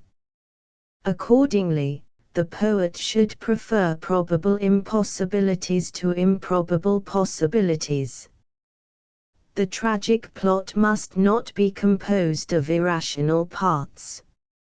Everything irrational should, if possible, be excluded, or, at all events, it should lie outside the action of the play, as, in the Oedipus, the hero's ignorance as to the manner of Laius' death, not within the drama, as in the Electra, the messenger's account of the Pythian games, or, as in the Mysians, the man who has come from Tesia to Mysia and is still speechless.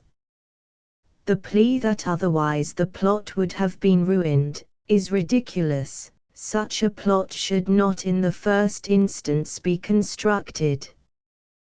But once the irrational has been introduced and an air of likelihood imparted to it, we must accept it in spite of the absurdity.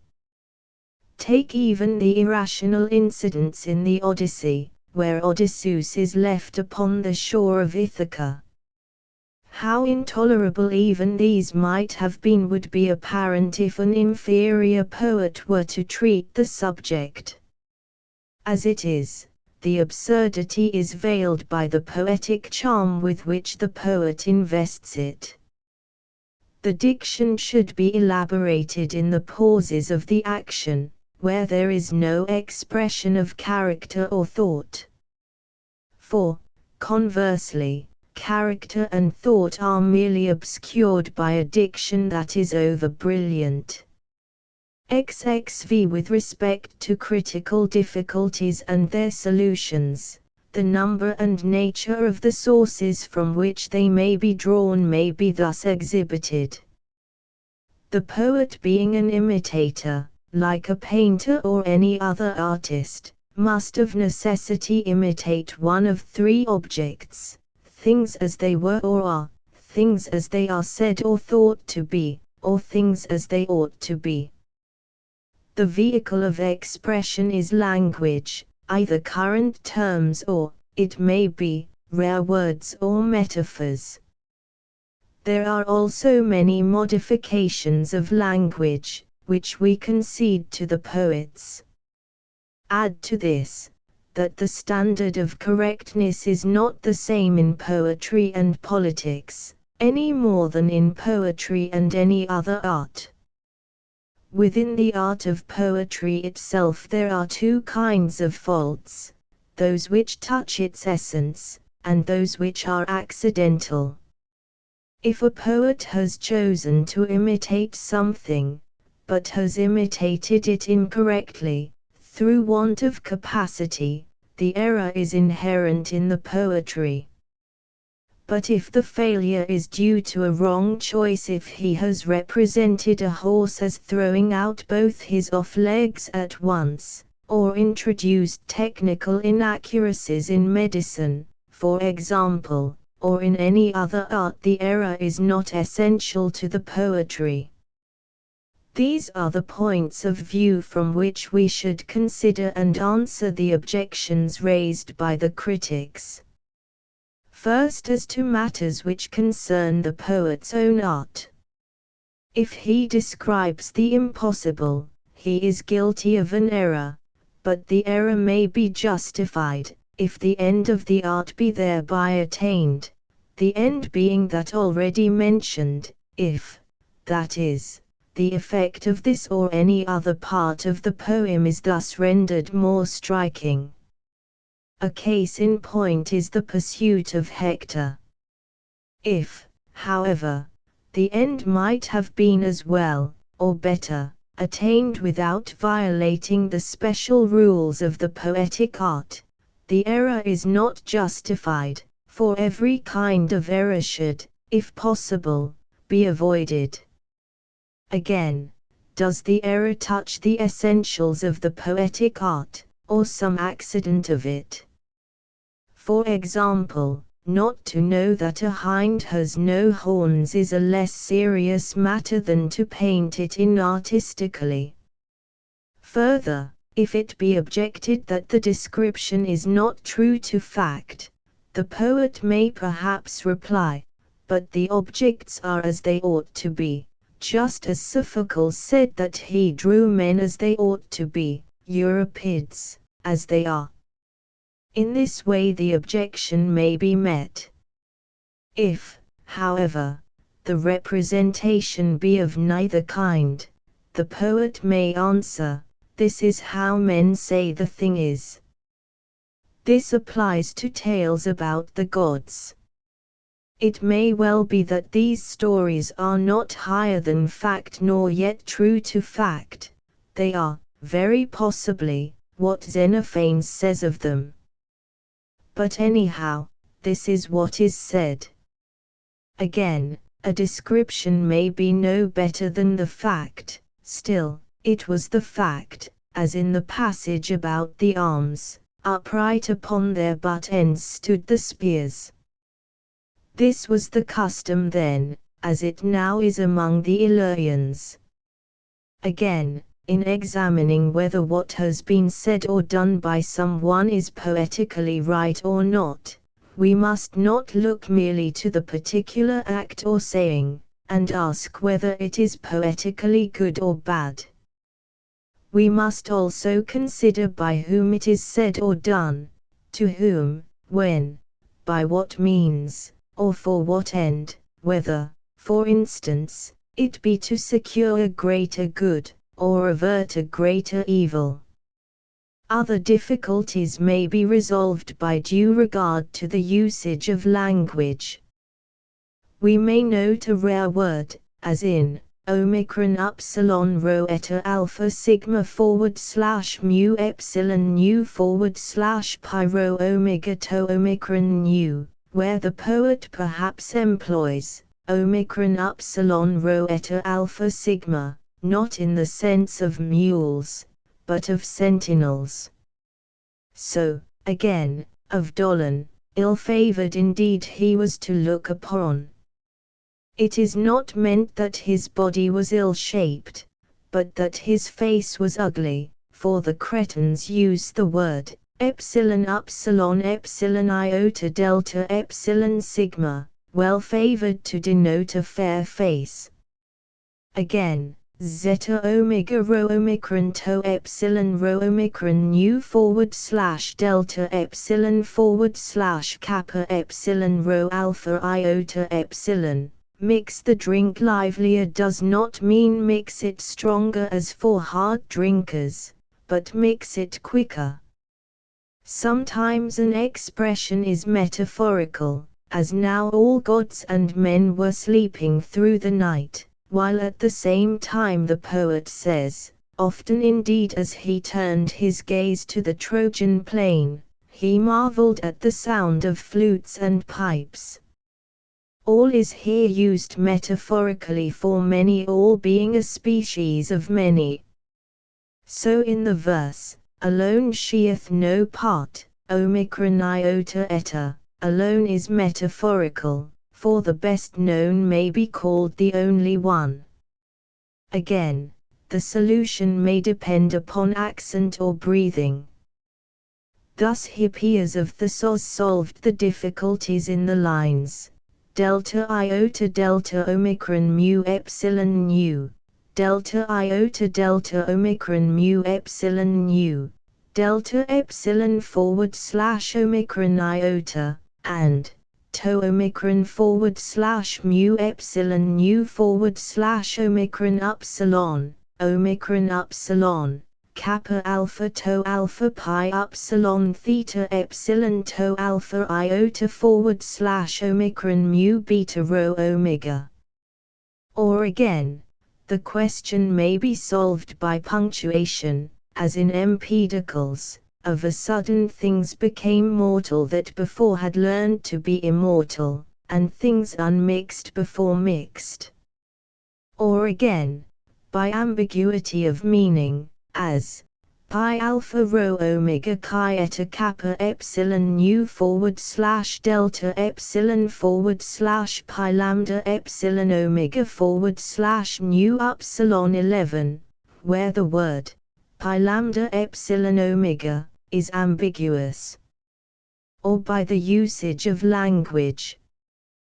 Thus any mixed drink is called omicron iota nu omicron sigma wine. Hence Ganymede is said to pour the wine to Zeus, though the gods do not drink wine. So too workers in iron are called chi alpha lambda kappa epsilon alpha sigma, or workers in bronze.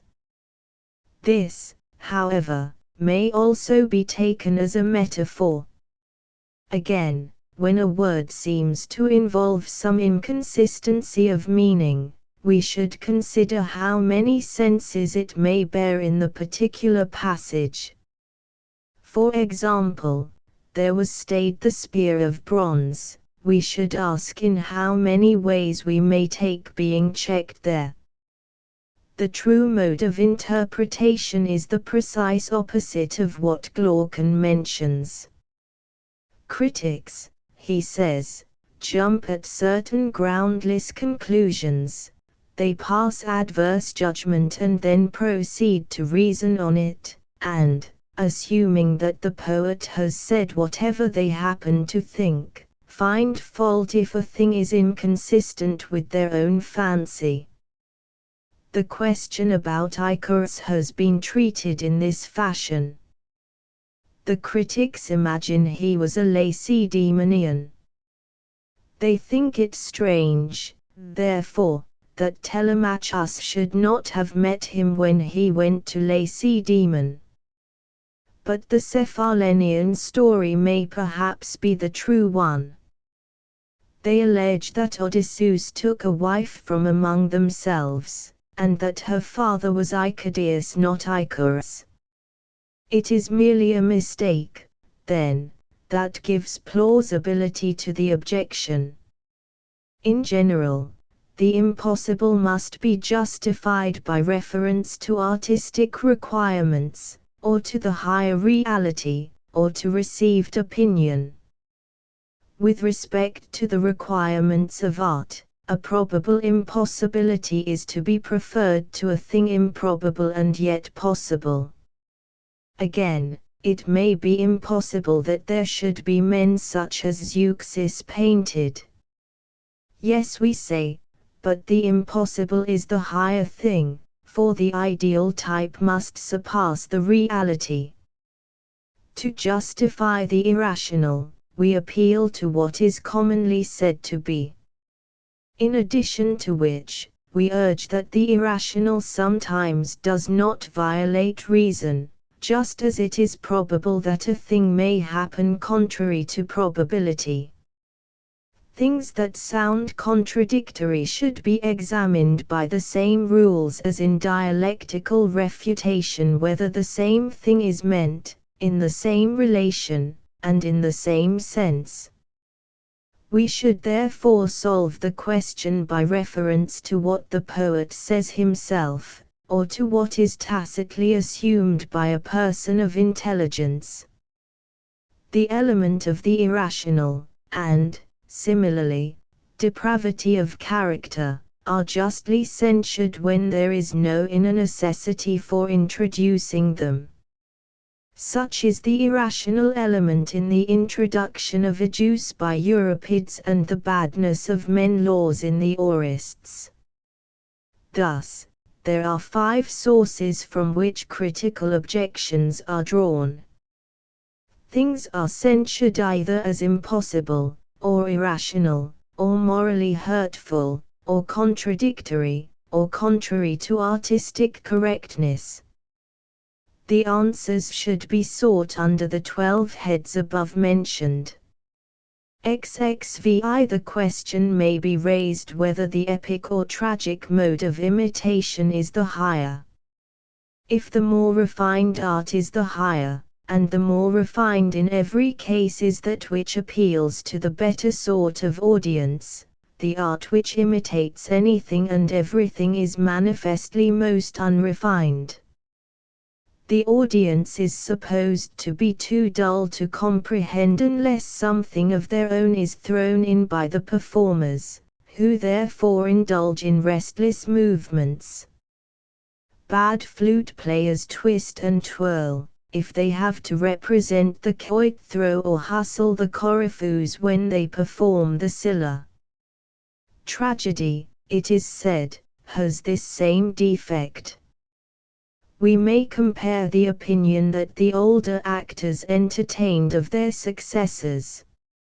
Meniscus used to call Caulepids ape on account of the extravagance of his action, and the same view was held of Pindarus.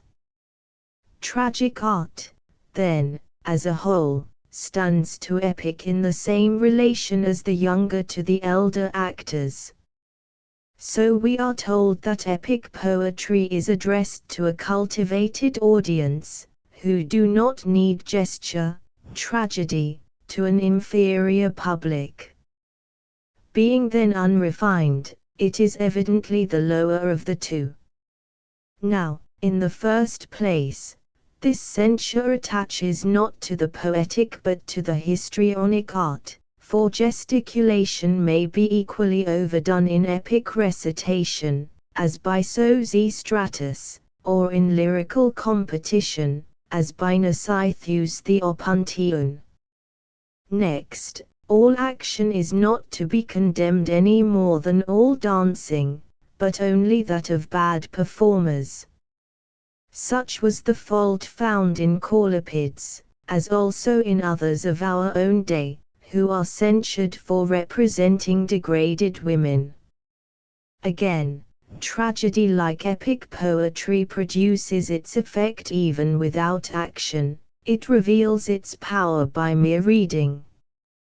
If, then, in all other respects it is superior, this fault, we say, is not inherent in it. And superior it is, because it has all the epic elements; it may even use the epic meter, with the music and spectacular effects as important accessories, and these produce the most vivid of pleasures. Further, it has vividness of impression in reading as well as in representation. Moreover, the art attains its end within narrower limits, for the concentrated effect is more pleasurable than one which is spread over a long time and so diluted. What, for example, would be the effect of the Oedipus of Sophocles, if it were cast into a form as long as the Iliad? Once more, the epic imitation has less unity, as is shown by this, that any epic poem will furnish subjects for several tragedies. Thus, if the story adopted by the poet has a strict unity, it must either be concisely told and appear truncated, or, if it conform to the epic canon of length, it must seem weak and watery. Such length implies some loss of unity, if, the poem is constructed out of several actions, like the Iliad and the Odyssey, which have many such parts, each with a certain magnitude of its own. Yet these poems are as perfect as possible in structure; each is, in the highest degree attainable, an imitation of a single action. If, then, tragedy is superior to epic poetry in all these respects, and, moreover, fulfills its specific function better as an art, for each art ought to produce, not any chance pleasure, but the pleasure proper to it, as already stated, it plainly follows that tragedy is the higher art, as attaining its end more perfectly. Thus much may suffice concerning tragic and epic poetry in general, their several kinds and parts, with the number of each and their differences, the causes that make a poem good or bad, the objections of the critics and the answers to these objections. End of the Project Gutenberg ebook The Poetics of Aristotle Updated editions will replace the previous one, the old editions will be renamed. Creating the works from print editions not protected by U.S. copyright law means that no one owns a United States copyright in these works, so the Foundation, and you, can copy and distribute it in the United States without permission and without paying copyright royalties. Special rules, set forth in the general terms of use part of this license, apply to copying and distributing Project Gutenberg trademark symbol electronic works to protect the Project Gutenberg trademark symbol concept and trademark. Project Gutenberg is a registered trademark, and may not be used if you charge for an ebook, except by following the terms of the trademark license, including paying royalties for use of the Project Gutenberg trademark. If you do not charge anything for copies of this ebook, complying with the trademark license is very easy.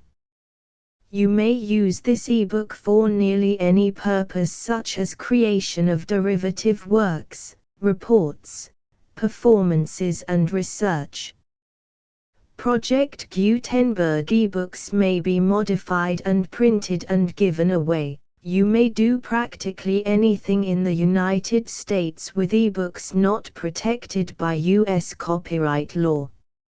Redistribution is subject to the trademark license, especially commercial redistribution. Start. Full license. The full Project Gutenberg license. Please read this before you distribute or use this work to protect the Project Gutenberg trademark symbol mission of promoting the free distribution of electronic works. By using or distributing this work, or any other work associated in any way with the phrase Project Gutenberg, you agree to comply with all the terms of the full Project Gutenberg trademark symbol license available with this file or online at www.gutenberg.org/license. Section 1. General Terms of Use and Redistributing Project Gutenberg Trademark Symbol Electronic Works 1.0. By reading or using any part of this Project Gutenberg trademark symbol electronic work, you indicate that you have read, understand, agree to and accept all the terms of this license and intellectual property, trademark/copyright, agreement. If you do not agree to abide by all the terms of this agreement, you must cease using and return or destroy all copies of Project Gutenberg trademark symbol electronic works in your possession. If you paid a fee for obtaining a copy of or access to a Project Gutenberg trademark symbol electronic work and you do not agree to be bound by the terms of this agreement, you may obtain a refund from the person or entity to whom you paid the fee as set forth in paragraph 1.e.8. 1.b Project Gutenberg is a registered trademark. It may only be used on or associated in any way with an electronic work by people who agree to be bound by the terms of this agreement. There are a few things that you can do with most Project Gutenberg trademark symbol electronic works even without complying with the full terms of this agreement. See paragraph 1.c below. There are a lot of things you can do with Project Gutenberg trademark symbol electronic works if you follow the terms of this agreement and help preserve free future access to Project Gutenberg trademark symbol electronic works. See paragraph 1.e below. 1.c. The Project Gutenberg Literary Archive Foundation, the foundation or PGLAF, owns a compilation copyright in the collection of Project Gutenberg trademark symbol electronic works.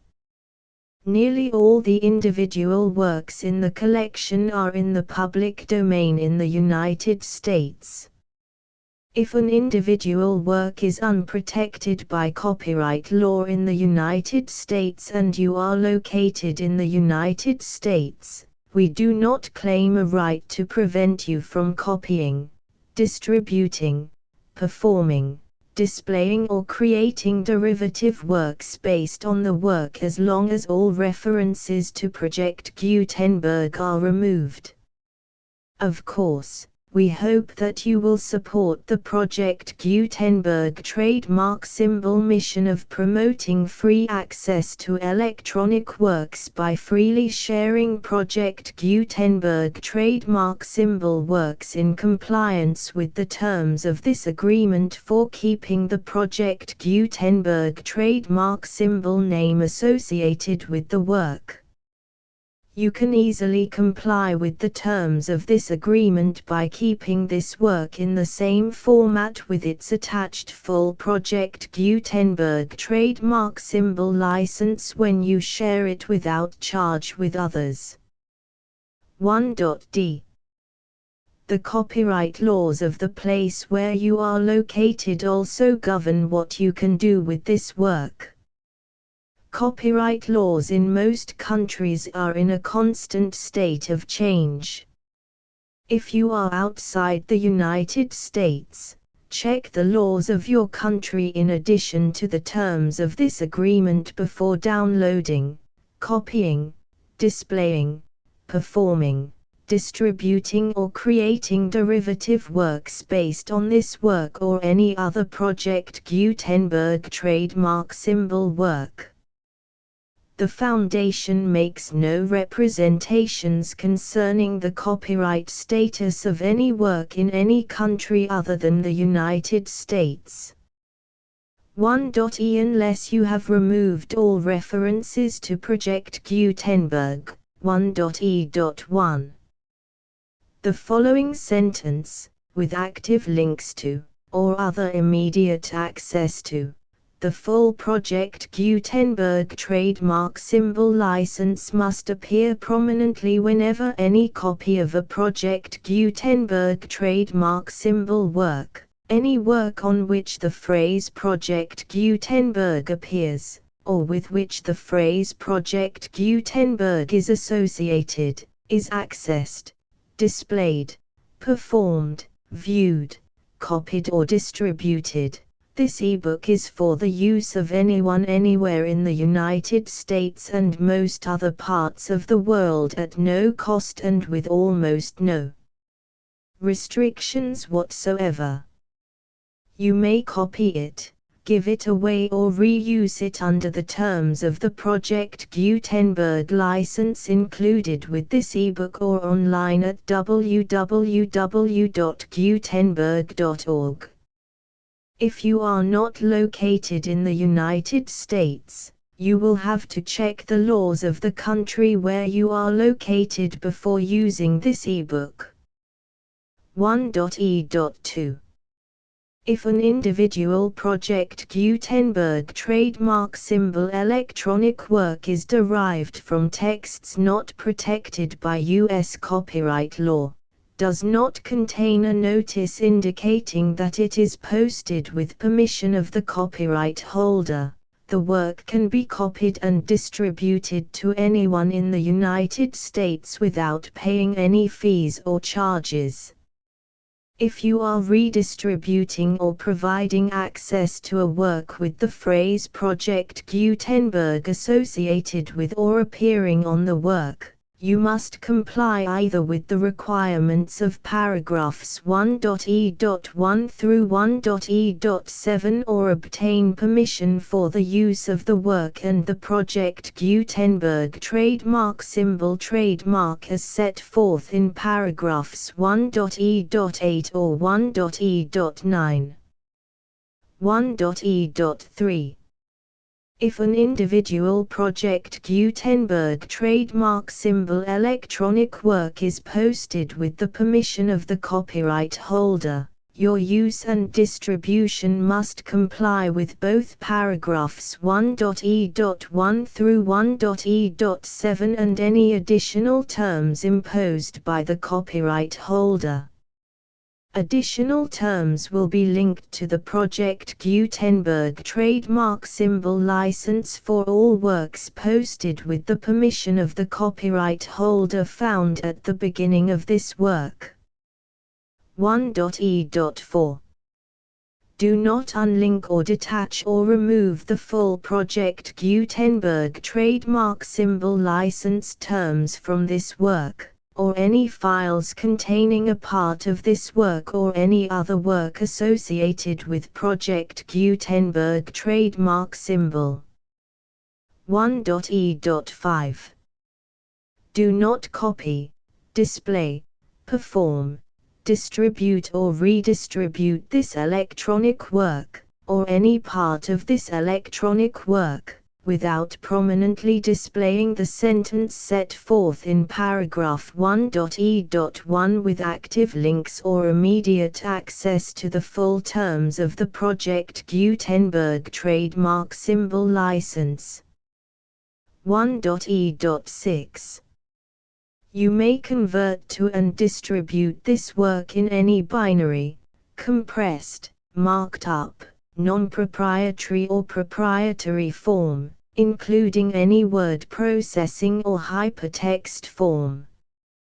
However, if you provide access to or distribute copies of a Project Gutenberg trademark symbol work in a format other than plain vanilla ASCII or other format used in the official version posted on the official Project Gutenberg trademark symbol website, www.gutenberg.org, you must, at no additional cost, fee or expense to the user, provide a copy, a means of exporting a copy, or a means of obtaining a copy upon request, of the work in its original plain vanilla ASCII or other form. Any alternate format must include the full Project Gutenberg trademark symbol license as specified in paragraph 1.e.1. 1.e.7. Do not charge a fee for access to, viewing, displaying, performing, copying or distributing any Project Gutenberg trademark symbol works unless you comply with paragraph 1.e.8 or 1.e.9. 1.e.8. You may charge a reasonable fee for copies of or providing access to or distributing Project Gutenberg trademark symbol electronic works provided that you pay a royalty fee of 20% of the gross profits you derive from the use of Project Gutenberg trademark symbol works calculated using the method you already use to calculate your applicable taxes. The fee is owed to the owner of the Project Gutenberg trademark symbol trademark, but he has agreed to donate royalties under this paragraph to the Project Gutenberg Literary Archive Foundation. Royalty payments must be paid within 60 days following each date on which you prepare, or are legally required to prepare, your periodic tax returns. Royalty payments should be clearly marked as such and sent to the Project Gutenberg Literary Archive Foundation at the address specified in Section 4, Information about donations to the Project Gutenberg Literary Archive Foundation. You provide a full refund of any money paid by a user who notifies you in writing, or by email, within 30 days of receipt that he does not agree to the terms of the full Project Gutenberg trademark symbol license. You must require such a user to return or destroy all copies of the works possessed in a physical medium and discontinue all use of and all access to other copies of Project Gutenberg trademark symbol works. You provide, in accordance with paragraph 1.f.3, a full refund of any money paid for a work or a replacement copy, if a defect in the electronic work is discovered and reported to you within 90 days of receipt of the work. You comply with all other terms of this agreement for free distribution of Project Gutenberg trademark symbol works. 1.e.9. If you wish to charge a fee or distribute a Project Gutenberg trademark symbol electronic work or group of works on different terms than are set forth in this agreement, you must obtain permission in writing from the Project Gutenberg Literary Archive Foundation, the manager of the Project Gutenberg trademark symbol trademark. Contact the Foundation as set forth in Section 3 below. 1.f1.f.1.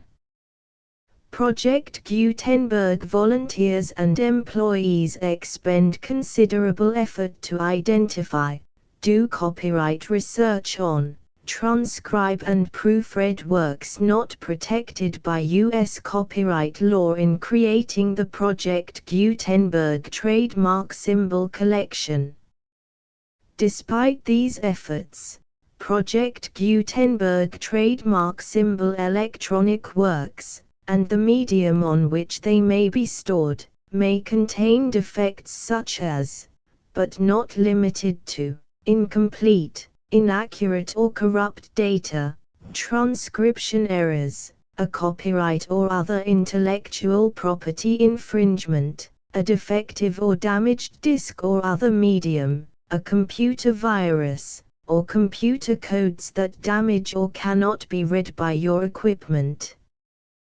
1.f.2. Limited warranty, disclaimer of damages, except for the right of replacement or refund described in paragraph 1.f.3, the Project Gutenberg Literary Archive Foundation, the owner of the Project Gutenberg trademark symbol trademark, and any other party distributing a Project Gutenberg trademark symbol electronic work under this agreement, disclaim all liability to you for damages, costs and expenses, including legal fees. You agree that you have no remedies for negligence, strict liability, breach of warranty or breach of contract except those provided in paragraph 1.f.3.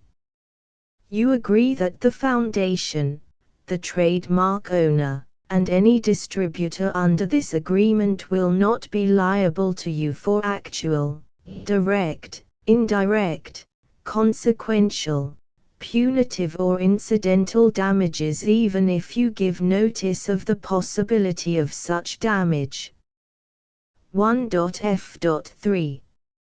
Limited right of replacement or refund. If you discover a defect in this electronic work within 90 days of receiving it, you can receive a refund of the money, if any, you paid for it by sending a written explanation to the person you received the work from. If you received the work on a physical medium, you must return the medium with your written explanation. The person or entity that provided you with the defective work may elect to provide a replacement copy in lieu of a refund. If you received the work electronically, the person or entity providing it to you may choose to give you a second opportunity to receive the work electronically in lieu of a refund. If the second copy is also defective, you may demand a refund in writing without further opportunities to fix the problem. 1.f.4 Except for the limited right of replacement or refund set forth in paragraph 1.f.3, this work is provided to you as is, with no other warranties of any kind, express or implied, including but not limited to warranties of merchantability or fitness for any purpose. 1.f.5 Some states do not allow disclaimers of certain implied warranties or the exclusion or limitation of certain types of damages. If any disclaimer or limitation set forth in this agreement violates the law of the state applicable to this agreement, the agreement shall be interpreted to make the maximum disclaimer or limitation permitted by the applicable state law. The invalidity or unenforceability of any provision of this agreement shall not void the remaining provisions. 1.f.6 Indemnity. You agree to indemnify and hold the foundation, the trademark owner, any agent or employee of the foundation, anyone providing copies of Project Gutenberg trademark symbol electronic works in accordance with this agreement, and any volunteers associated with the production, promotion and distribution of Project Gutenberg trademark symbol electronic works, harmless from all liability, costs and expenses, including legal fees, that arise directly or indirectly from any of the following which you do or cause to occur. A. Distribution of this or any Project Gutenberg trademark symbol work. B. Alteration, modification, or additions or deletions to any Project Gutenberg trademark symbol work, and C. Any defect you cause. Section 2. Information about the mission of Project Gutenberg trademark symbol. Project Gutenberg trademark symbol is synonymous with the free distribution of electronic works in formats readable by the widest variety of computers, including obsolete, old, middle-aged and new computers. It exists because of the efforts of hundreds of volunteers and donations from people in all walks of life. Volunteers and financial support to provide volunteers with the assistance they need are critical to reaching Project Gutenberg trademark symbol's goals and ensuring that the Project Gutenberg trademark symbol collection will remain freely available for generations to come. In 2001, the Project Gutenberg Literary Archive Foundation was created to provide a secure and permanent future for Project Gutenberg trademark symbol and future generations. To learn more about the Project Gutenberg Literary Archive Foundation and how your efforts and donations can help, see sections 3 and 4 and the Foundation information page at www.gutenberg.org. Section 3. Information about the Project Gutenberg Literary Archive Foundation. The Project Gutenberg Literary Archive Foundation is a non-profit 501(c)(3) educational corporation organized under the laws of the state of Mississippi and granted tax-exempt status by the Internal Revenue Service. The Foundation's IN or Federal Tax Identification Number is 64-6221541. Contributions to the Project Gutenberg Literary Archive Foundation are tax-deductible to the full extent permitted by U.S. federal laws and your state's laws. The Foundation's business office is located at 809 North 1500 West, Salt Lake City, UT 84116, 801, 596, 1887. Email contact links and up-to-date contact information can be found at the Foundation's website and official page at www.gutenberg.org/contact section 4. Information about donations to the Project Gutenberg Literary Archive Foundation. Project Gutenberg trademark symbol depends upon and cannot survive without widespread public support and donations to carry out its mission of increasing the number of public domain and licensed works that can be freely distributed in machine-readable form accessible by the widest array of equipment including outdated equipment. Many small donations, $1 to $5,000, are particularly important to maintaining tax-exempt status with the IRS. The Foundation is committed to complying with the laws regulating charities and charitable donations in all 50 states of the United States. Compliance requirements are not uniform and it takes a considerable effort, much paperwork and many fees to meet and keep up with these requirements. We do not solicit donations in locations where we have not received written confirmation of compliance. To send donations or determine the status of compliance for any particular state, visit www.gutenberg.org/donate. While we cannot and do not solicit contributions from states where we have not met the solicitation requirements, we know of no prohibition against accepting unsolicited donations from donors in such states who approach us with offers to donate. International donations are gratefully accepted, but we cannot make any statements concerning tax treatment of donations received from outside the United States. U.S. laws alone swamp our small staff. Please check the Project Gutenberg web pages for current donation methods and addresses. Donations are accepted in a number of other ways including checks, online payments and credit card donations. To donate, please visit www.gutenberg.org/donate. Section 5. General information about Project Gutenberg trademark symbol electronic works. Professor Michael S. Hart was the originator of the Project Gutenberg trademark symbol concept of a library of electronic works that could be freely shared with anyone.